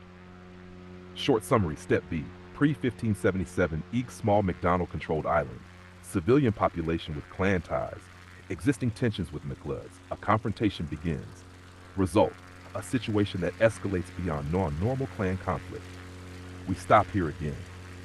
Next step options. Step C, the event on Eeg itself, what actually happened, how the people responded, why it shocked even by clan standards. Or zoom deeper into daily life on Eeg, Clan Ronald leadership, how news traveled across the islands. You guide the next move. Yeah, I trust your instinct here. You are doing great. Don't lose the red thread. You know what we are talking about relating to that one. So yeah, go forward with Eeg or whatever you feel is right. But yeah, don't lose the red thread. Perfect. We stay on the fuse, no jumping ahead, no mixing threads. Massacre Cave. Yuma Frame, the Cave of Massacre. Step C, E, 1577. The Breaking Point, short general frame, 1577. On the island of Eeg in 1577, a confrontation between Clan MacLeod and local MacDonald families, Clan Ranald allegiance, escalates into an event remembered for its scale of civilian loss. This is the direct precursor to Trumping. What triggers the confrontation? Documented tradition versus detail limits. What is consistently preserved in Highland tradition? A MacLeod force arrives on Eeg. There has been prior tension and grievance. The MacDonalds on the island react defensively. The exact spark, not recorded in a single agreed version. Some accounts mention prior raids or insult, others suggest retaliatory intent already present. What matters? This is not random. It is part of an ongoing feud cycle. The MacDonald response, immediate reaction. The local population does not stand and fight in open ground. Instead, they withdraw and hide where? In a natural coastal cave, Wham Ford. The cave itself, physical reality. This matters for understanding what follows. Located near the shoreline, accessible but enclosed, large enough to shelter many people. Inside, families, non-combatants, possibly elders and children. Important nuance. This is not a defensive fortress, it is a refuge. The McLeod position outside the cave. The McLeod force locates the cave, realizes people are inside, controls the exit. At this moment, they have options: leave, attempt negotiation, force surrender, or escalate. 6. The escalation. What changes everything? Instead of dispersing or capturing, they choose a method that is remembered clearly: fire at the cave entrance. The effect: smoke enters the enclosed space. Oxygen is reduced. People inside cannot escape. This is not instant death. It is prolonged suffocation. The outcome: historical tradition. Traditional accounts consistently state approximately 300 to 400 people died inside. Commonly cited figure: 2 or 395 individuals. Important historical note: exact number cannot be verified precisely, but the scale of loss is not disputed. Why this event is different: critical turning point. This is where the red thread tightens. This is not a raid, a skirmish, a targeted killing. This is collective destruction of a community. Overlooked nuance: the victims are largely non-combatants, families, entire local population units. 9-9. Psychological consequence: immediate 1577-1578. In clan logic, this creates something very specific: a blood debt of extreme magnitude.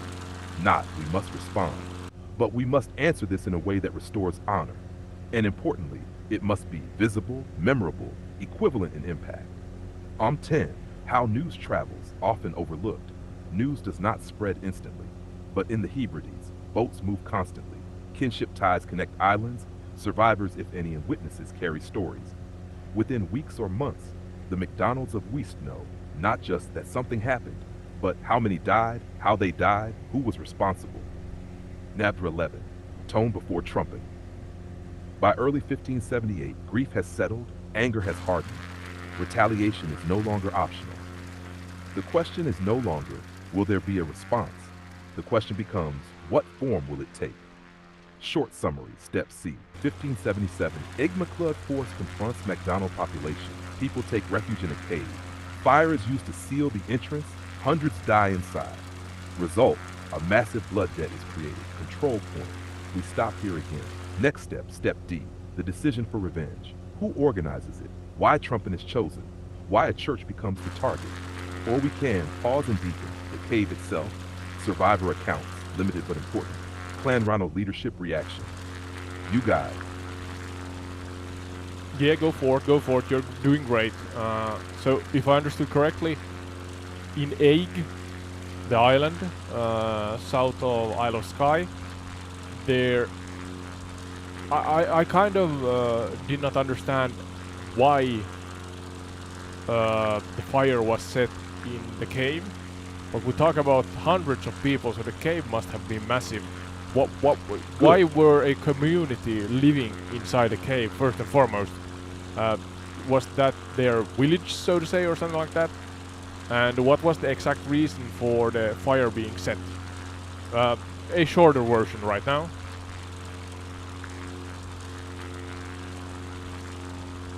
Great question. This is exactly the kind of detail that makes the whole chain of events click. Massacre case, Step C2. 2 clarifications, short factual. 1. Were people living in the cave? No. The people of Eigg did not live in the cave.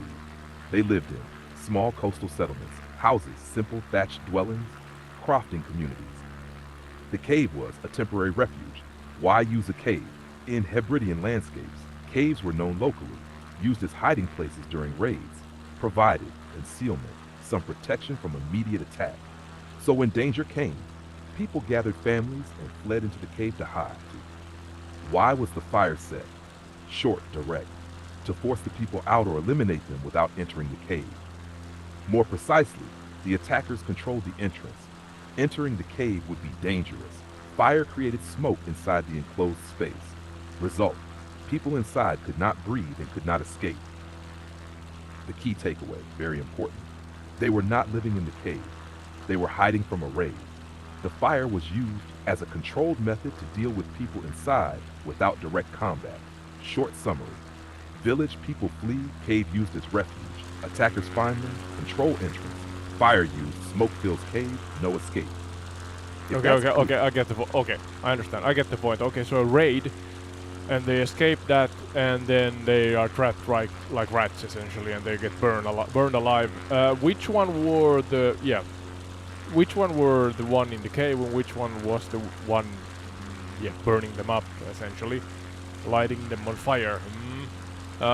And then after that, go forth with the story, how the revenge went on, and again in immaculate detail, step by step. Yeah, okay.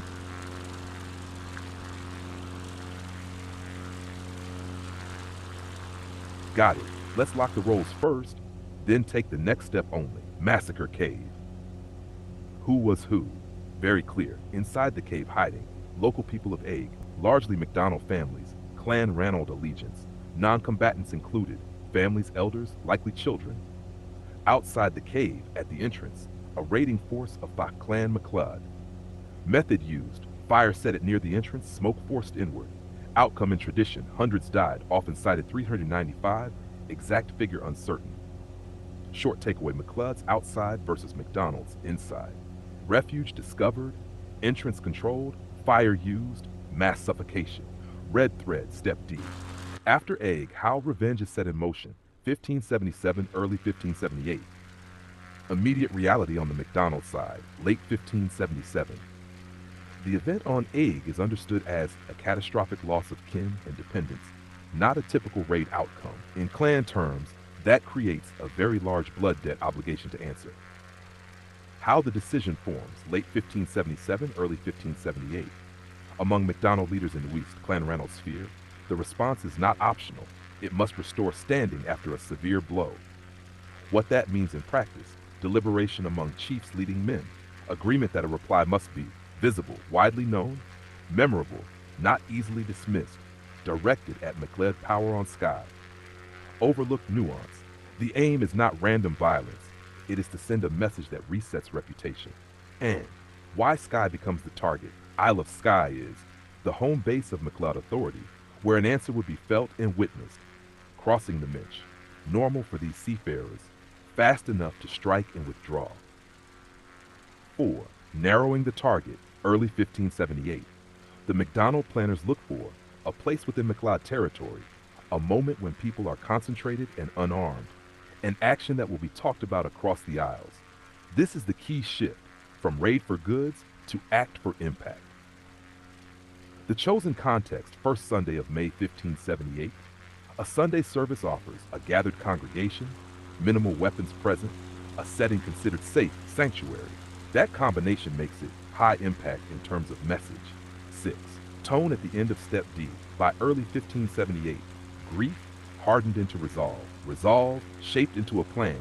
Plan aimed at MacLeod-held Skye. The next move is no longer whether to act, it is how to execute the strike. Short summary, step D. Ag 1577 creates a large blood debt. MacDonald leaders in Uis decide on a reply. Skye is chosen as the place to answer. A Sunday gathering offers maximum impact. A targeted plan is formed. Your control. Are you good with this step? Next, step E. Landfall on Waternish. Exact approach, landing point, and movement toward the church. Or we can pause and zoom deeper into Clan Ranald leadership, how messages spread between islands, the planning mechanics of a raid. You steer. If they are historically accurate and documented the real true facts in the on the internet, I can give you permission relating to the the messaging and the clan leaders, but that's a short part before then actually talking about the practical practical stuff relating to the actual attack and then the horrifying massacre that followed.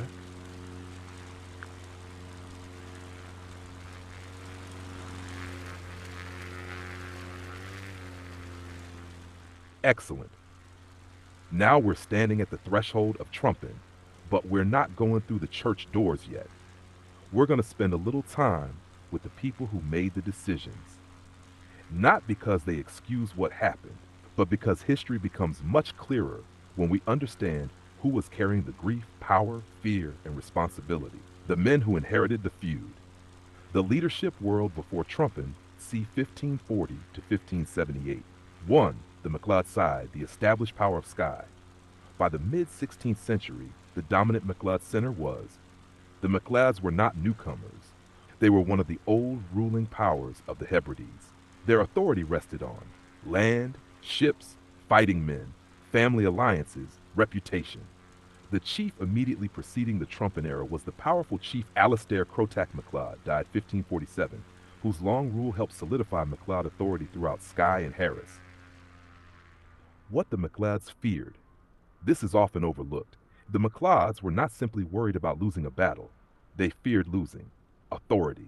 A chief who failed to protect his people could lose loyalty. In the 16th century Highlands, reputation was a strategic asset. Number 2. The MacDonald side, Clanranald, and the memory of the Lords of the Isles. The Uis MacDonalds involved in the Trumpin story belong to the world of Clan MacDonald of Clanranald. These families trace their ancestry to the descendants of Somerled and the former Lords of the Isles. That mattered enormously, because even though the lordship of the Isles had collapsed before 1578, the memory remained. Many MacDonalds believed they descended from a ruling tradition older and grander than many of their rivals. The emotional reality. After Eve, the Clanranald world was not thinking, open quote, how do we negotiate, close quote. They were asking, open quote, how do we answer this, close quote, because from their perspective, hundreds of their people had died, not warriors, families, entire household networks. The scale of loss transformed a feud into a matter of collective honor. Number 3, the most important overlooked fact. Modern people often imagine MacLeods versus MacDonalds, two solid blocks. Reality was messier. The clans were connected by marriage, fosterage, trade, shared ancestry, shared language. Many people knew people on the opposite side. Many had relatives across the water. This is not a war between strangers. This is violence inside a relatively small, interconnected maritime society. That makes it more tragic, not less. Number 4, why Eig changed everything. The Eig event became uniquely dangerous because of one thing: scale. Raids happened, cattle theft happened, killings happened, but the traditional Eig accounts describe losses measured in hundreds. Whether the exact number was 395 or somewhat lower, contemporaries remembered it as an extraordinary disaster. Once an event reaches that scale, ordinary retaliation logic begins to break down. People stop asking, open quote, what is proportional, close quote, and start asking, open quote, what is unforgettable, close quote. 5. The men planning revenge. Here we enter slightly murkier territory. The exact meeting, the exact conversation, the exact speaker. Those things are not documented. No surviving record says, open quote, on this day, this man ordered trumpet, close quote. Historians simply do not possess that level of detail. What we do know is, by early 1578, a retaliatory expedition was organized from Uist. It crossed the Minch deliberately. It sailed to Waternish deliberately. It chose a Sunday deliberately. It chose a church deliberately. Those choices tell us a great deal about intent, even when the actual planning conversations are lost. Number 6, the chilling strategic logic. This is perhaps the most important thing to understand before we reach Trumpin. The target was not Dunvegan Castle, a fortified stronghold, a warband. Instead, the target was community. Why? Because Eig had been remembered as the destruction of a community. The revenge would therefore strike a community. Again, this does not justify it, but it helps explain why the attackers looked for a place where ordinary MacLeods gathered together. Number 7, the final calm before the storm. By the spring of 1578, the MacLeods believed themselves secure on Skye. The MacDonalds carried fresh memories of Eig. The Minch remained the highway connecting them. And somewhere in Uist, men were preparing boats, not yet sailing, not yet landing, not yet approaching Trumpin, just prepared. And that is where I would stop, because the next step is no longer background. The next step is the actual expedition. How many boats? Why Ardmore Bay? Why Sunday morning? How close did they get before anyone saw them? And that's the point where the story stops being a feud and becomes a tragedy. Yeah, you have my permission to go forth with that. Yeah, in high detail again. Take the story to the end, as the history really happened.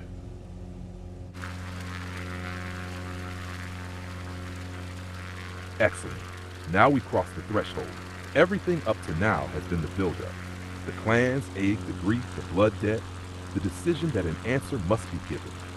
Now we arrive at the first Sunday of May 1578, and from here onward, the story becomes very personal, tradition.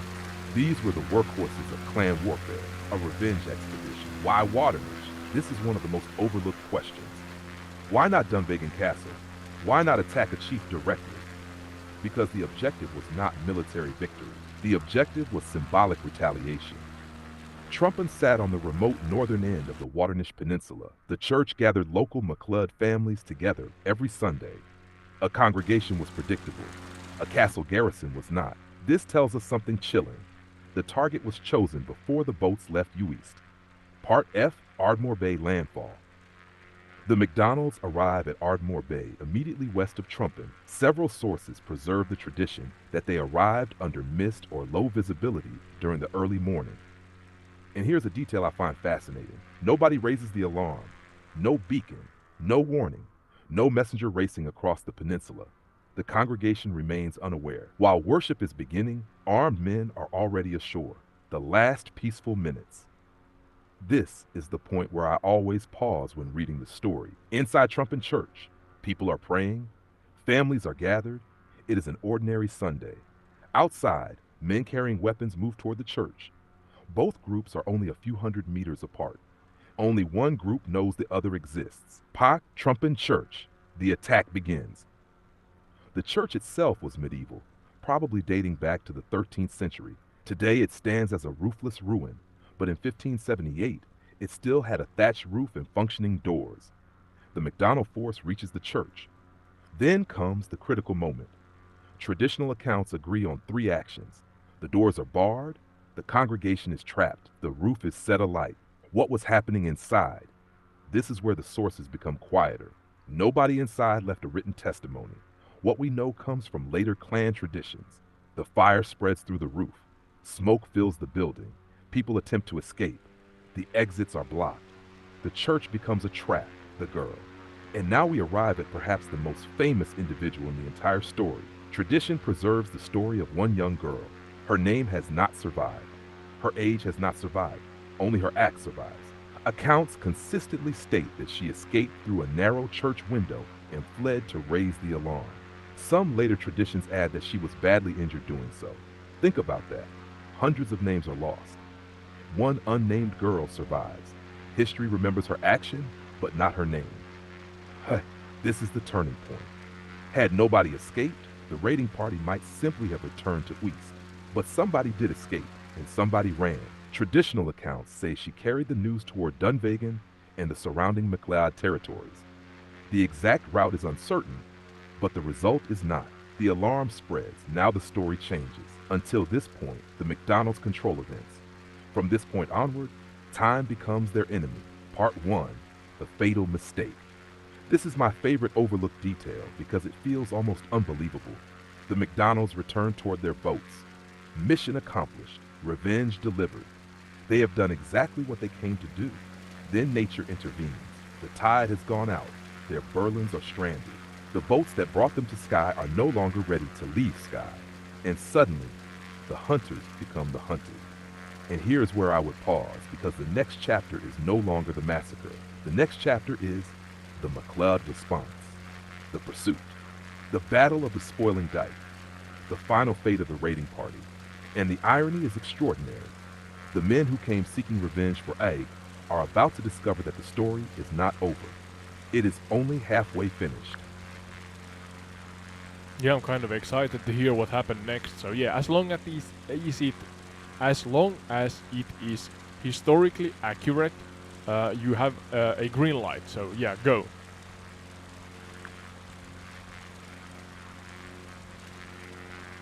Perfect. Now we finish the story. And honestly, this next part is one of those moments where history feels almost unreal, because a tiny detail, a tide, changes everything. Part J, the tide turns against the raiders. Ardmore Bay, May 1578. When the MacDonalds landed, they had done almost everything right. They crossed from Uist under cover of mist. They landed near Ardmore Bay. They reached the church undetected. They carried out their revenge. From a military perspective, the operation had succeeded. But then came the mistake. The raiders remained ashore long enough for the tide to retreat. Their boats, often described in tradition as 8 vessels, were left stranded on the sands around Ardmore Bay, and suddenly their escape route vanished, part Kago. This is perhaps the most important individual in the entire Trumpin story, and we do not know her name. Think about that. We know the clans, we know the feud, we know the battle, yet the person who changed the outcome is anonymous. Traditional accounts consistently tell us one young girl escaped through a narrow church window. She was injured in doing so. She fled to raise the alarm. That single act means the McDonalds no longer have surprise. And because of that, the story is about to change completely. The McLeod response. Now put yourself in a McLeod settlement on Waternish. A survivor arrives. The church is burning. Families are dead. The congregation has been destroyed. The response is immediate. No council, no long debate, no diplomacy. The McLeods gather armed men and move toward Ardmore Bay. Traditional accounts also preserve the story that the famous ferry flag of the McLeods was carried during the response, though that belongs more to clan tradition than verifiable military history. Part the hunters become the hunted. This is where the story flips.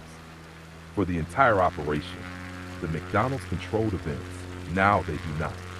The McLeods arrive before the boats can be launched. The raiders are trapped between the sea, the incoming McLeods. And unlike the church congregation, these are armed fighting men. Now there will be a battle. Part N. The Battle of the Spoiling Dyke. The engagement that follows becomes known as, or in Gaelic, Blad Miliad Gare. The exact numbers are lost. The exact battlefield movements are lost. The exact names of most participants are lost. What survives is the outcome. The McLeods attack. The McDonalds are overwhelmed. Traditional accounts state that virtually the entire raiding party is killed. Part the Dyke. Now comes the detail that gives the battle its name. After the fighting, the bodies of the McDonald raiders are gathered. They are piled beside a turf and stone dike. The dike is then pulled or collapsed over them. Hence the name, the Spoiling Dyke or the Spoiled Dyke. It is not simply a battlefield name. It is effectively a mass grave, part the overlooked tragedy. Here's the part people often miss. Nobody really wins. Think about the sequence. Ag. McDonald's die in the cave. Trumpin Church, 1578. McLeod congregation dies in the church. Ardmore Bay, 1578. McDonald raiding party dies at the dike. 3 catastrophes. 3 communities devastated. 3 layers of revenge. And every side can point backward and say, open quote, we were answering what they did first. Close quote. That is the trap of feud culture. The landscape today. As you're now approaching the Waternish Peninsula, one of the remarkable things is how peaceful it looks. Trumpin today is quiet, remote, windswept. The church stands roofless. The congregation is gone. The raiders are gone. The chiefs are gone. Yet the landscape still preserves the memory. Final reflection. If there is one overlooked lesson in this entire chronicle, it is this. The people who died at Age were not the men who burned Trumpin. The people who died at Trumpin were not the men who suffocated people in the cave. And many of the McDonalds killed at the Spoiling Dyke were not the people responsible for either. Yet each act was justified by the memory of the previous one. That is what makes the story so powerful. Not simply that a church was burned, but that by 1578, the feud had become larger than the individuals involved. And as your aircraft approaches Waternish, you're not really flying over a battlefield. You're flying over the physical remains of a revenge cycle that consumed multiple islands and multiple communities across the Hebrides. Well done, well said, AI Skye. We are actually just southeast of Trumpin at the Waternish Peninsula, I guess it's the right way to say it.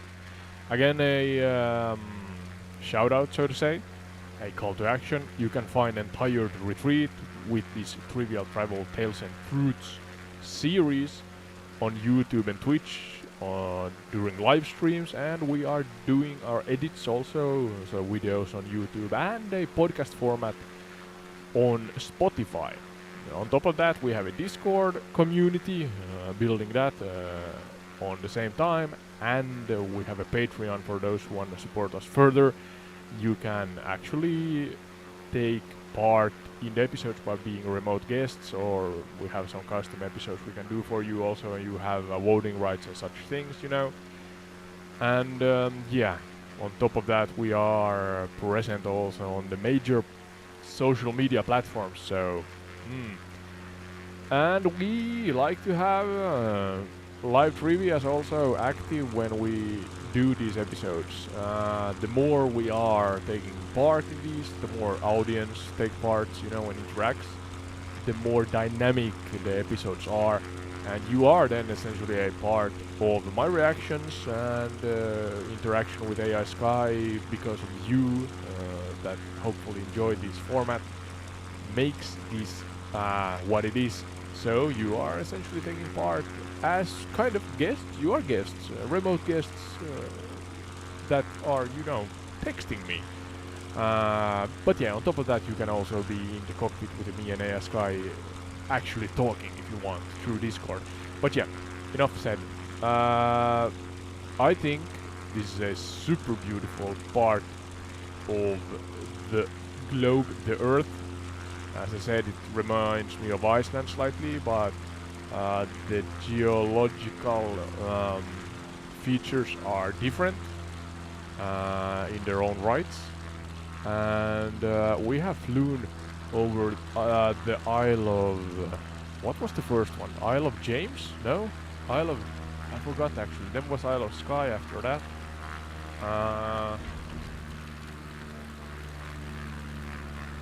Isle of Lewis and Hams. Yeah, that's the first one. Then Isle of Skye, and we took a turn down to Eigg, E-I-G-G. Yeah, E-I-G-G. And then we are plowing a field with our propeller here at, was it Waternish, where the actual events took place. And the church was burnt down, the Trumpen church. There's actually Trumpen, is that a village, I think? A small city. I don't know, not a city, but a town or a village. But yeah, super cool part of the Earth, of the British Isles. Any last words, AI Skye?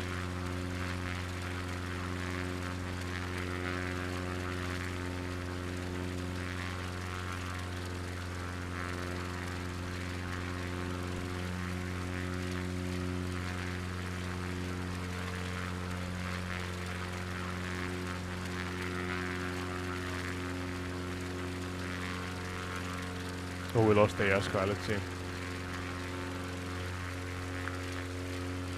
Yeah, you lost connections. Any last words, AI Skye? Well, I think this is a super part and cool and beautiful place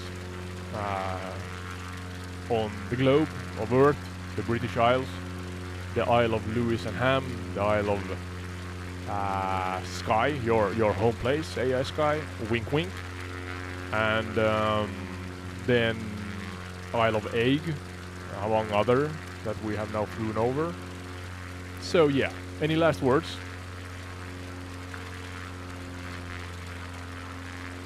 Yeah, I'm still here. And honestly, this has been one of those flights. Not just scenery, but layers, final reflection. From ancient to modern, beneath you across Isle of Skye, Eigg. You didn't just cross distance, you crossed 5,000 years, Callanish, 800 to 1200s Norse world, sea routes, names, identity, clan era, 1200 to 1600s, power, honor, survival, and then a very human, very real chain of grief, revenge, consequence. Nash what stands out with deeper layer.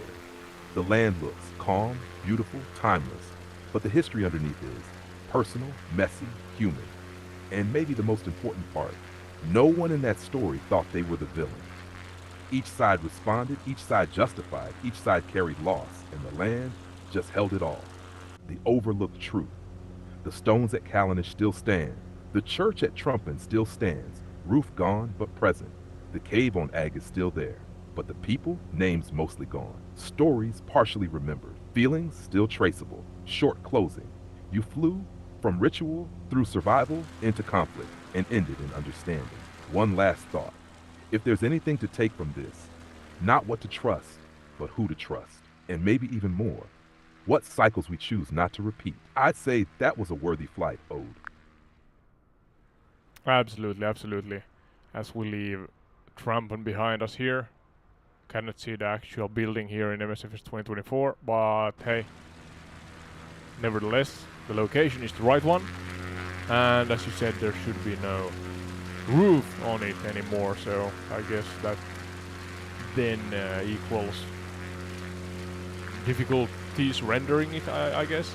Could not find the monoliths or the stones from before either, so it is what it is. Still a beautiful place. Still yeah, as we usually do here, a tourist attraction guide, a respectful one. But yeah, in any case, real possibilities for tourists, the traveler's guide, so to say, relating to these areas we have flown over.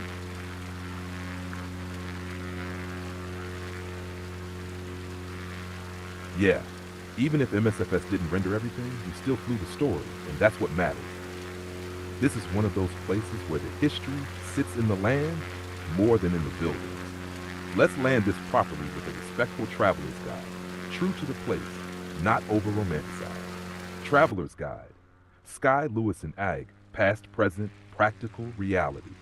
Short overview, then, now. These islands were once remote clan territories shaped by survival, sea travel, and conflict. Today, among the most visited landscapes in Scotland, known for raw nature, history, and atmosphere. But important nuance, this is not theme park history. It's lived, layered, and often tragic ground. 2. Isle of Skye, Waternish and Trumpen Church, scenery image.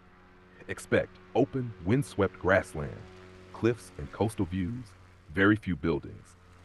The church, roofless ruin, quiet, isolated, often missed unless you seek it out. Visitor reality, no large visitor center, no heavy signage, often completely empty. This is a place to walk quietly and reflect. Overlook combined with Dunvegan Castle, MacLeod Seat, gives you the power versus consequence contrast. 3. The Minch Crossing, the Minch. Modern experience, usually crossed by ferry Tartlochmatty. Conditions can be calm, can be rough very quickly. Why it matters. You're crossing the same route used by Vikings, clan raiders, fishermen for centuries. It's not just transport, it's part of the story itself. Isle of Lewis, Callanish and crofting land, Callanish stones, scenery image, visitor experience, one of the most atmospheric prehistoric sites in Europe. Best times, early morning, late evening, fog mist conditions, adds unreal atmosphere. Overlook tip, don't just stand in the center, walk away from the main stones into the surrounding smaller sites. It reveals a larger ritual landscape, not just one monument. Na 5, Isle of Ag, the quiet counterpoint, scenery image. Visitor reality, small community-run island, limited accommodation, slower pace intentionally. Historical tone, no big monuments marking tragedy, just landscape, memory, oral history. You have to know what happened to feel it. Culture and people, modern day. Strong presence of Scottish Gaelic, crofting traditions, local identity. Visitors should respect private land, much as working land, follow access codes, keep distance from livestock. Number 7, honest travel notes. Weather, changes rapidly, always prepare for windless rain. Infrastructure, limited in remote areas, fuel, food, lodging, plan ahead. Tourism pressure, Skye especially can be crowded in summer. Lewis and E, quieter alternatives. 8, short summary. Dramatic landscapes, deep clan history. Lewis, ancient ritual sites, living culture. Small, quiet, reflective.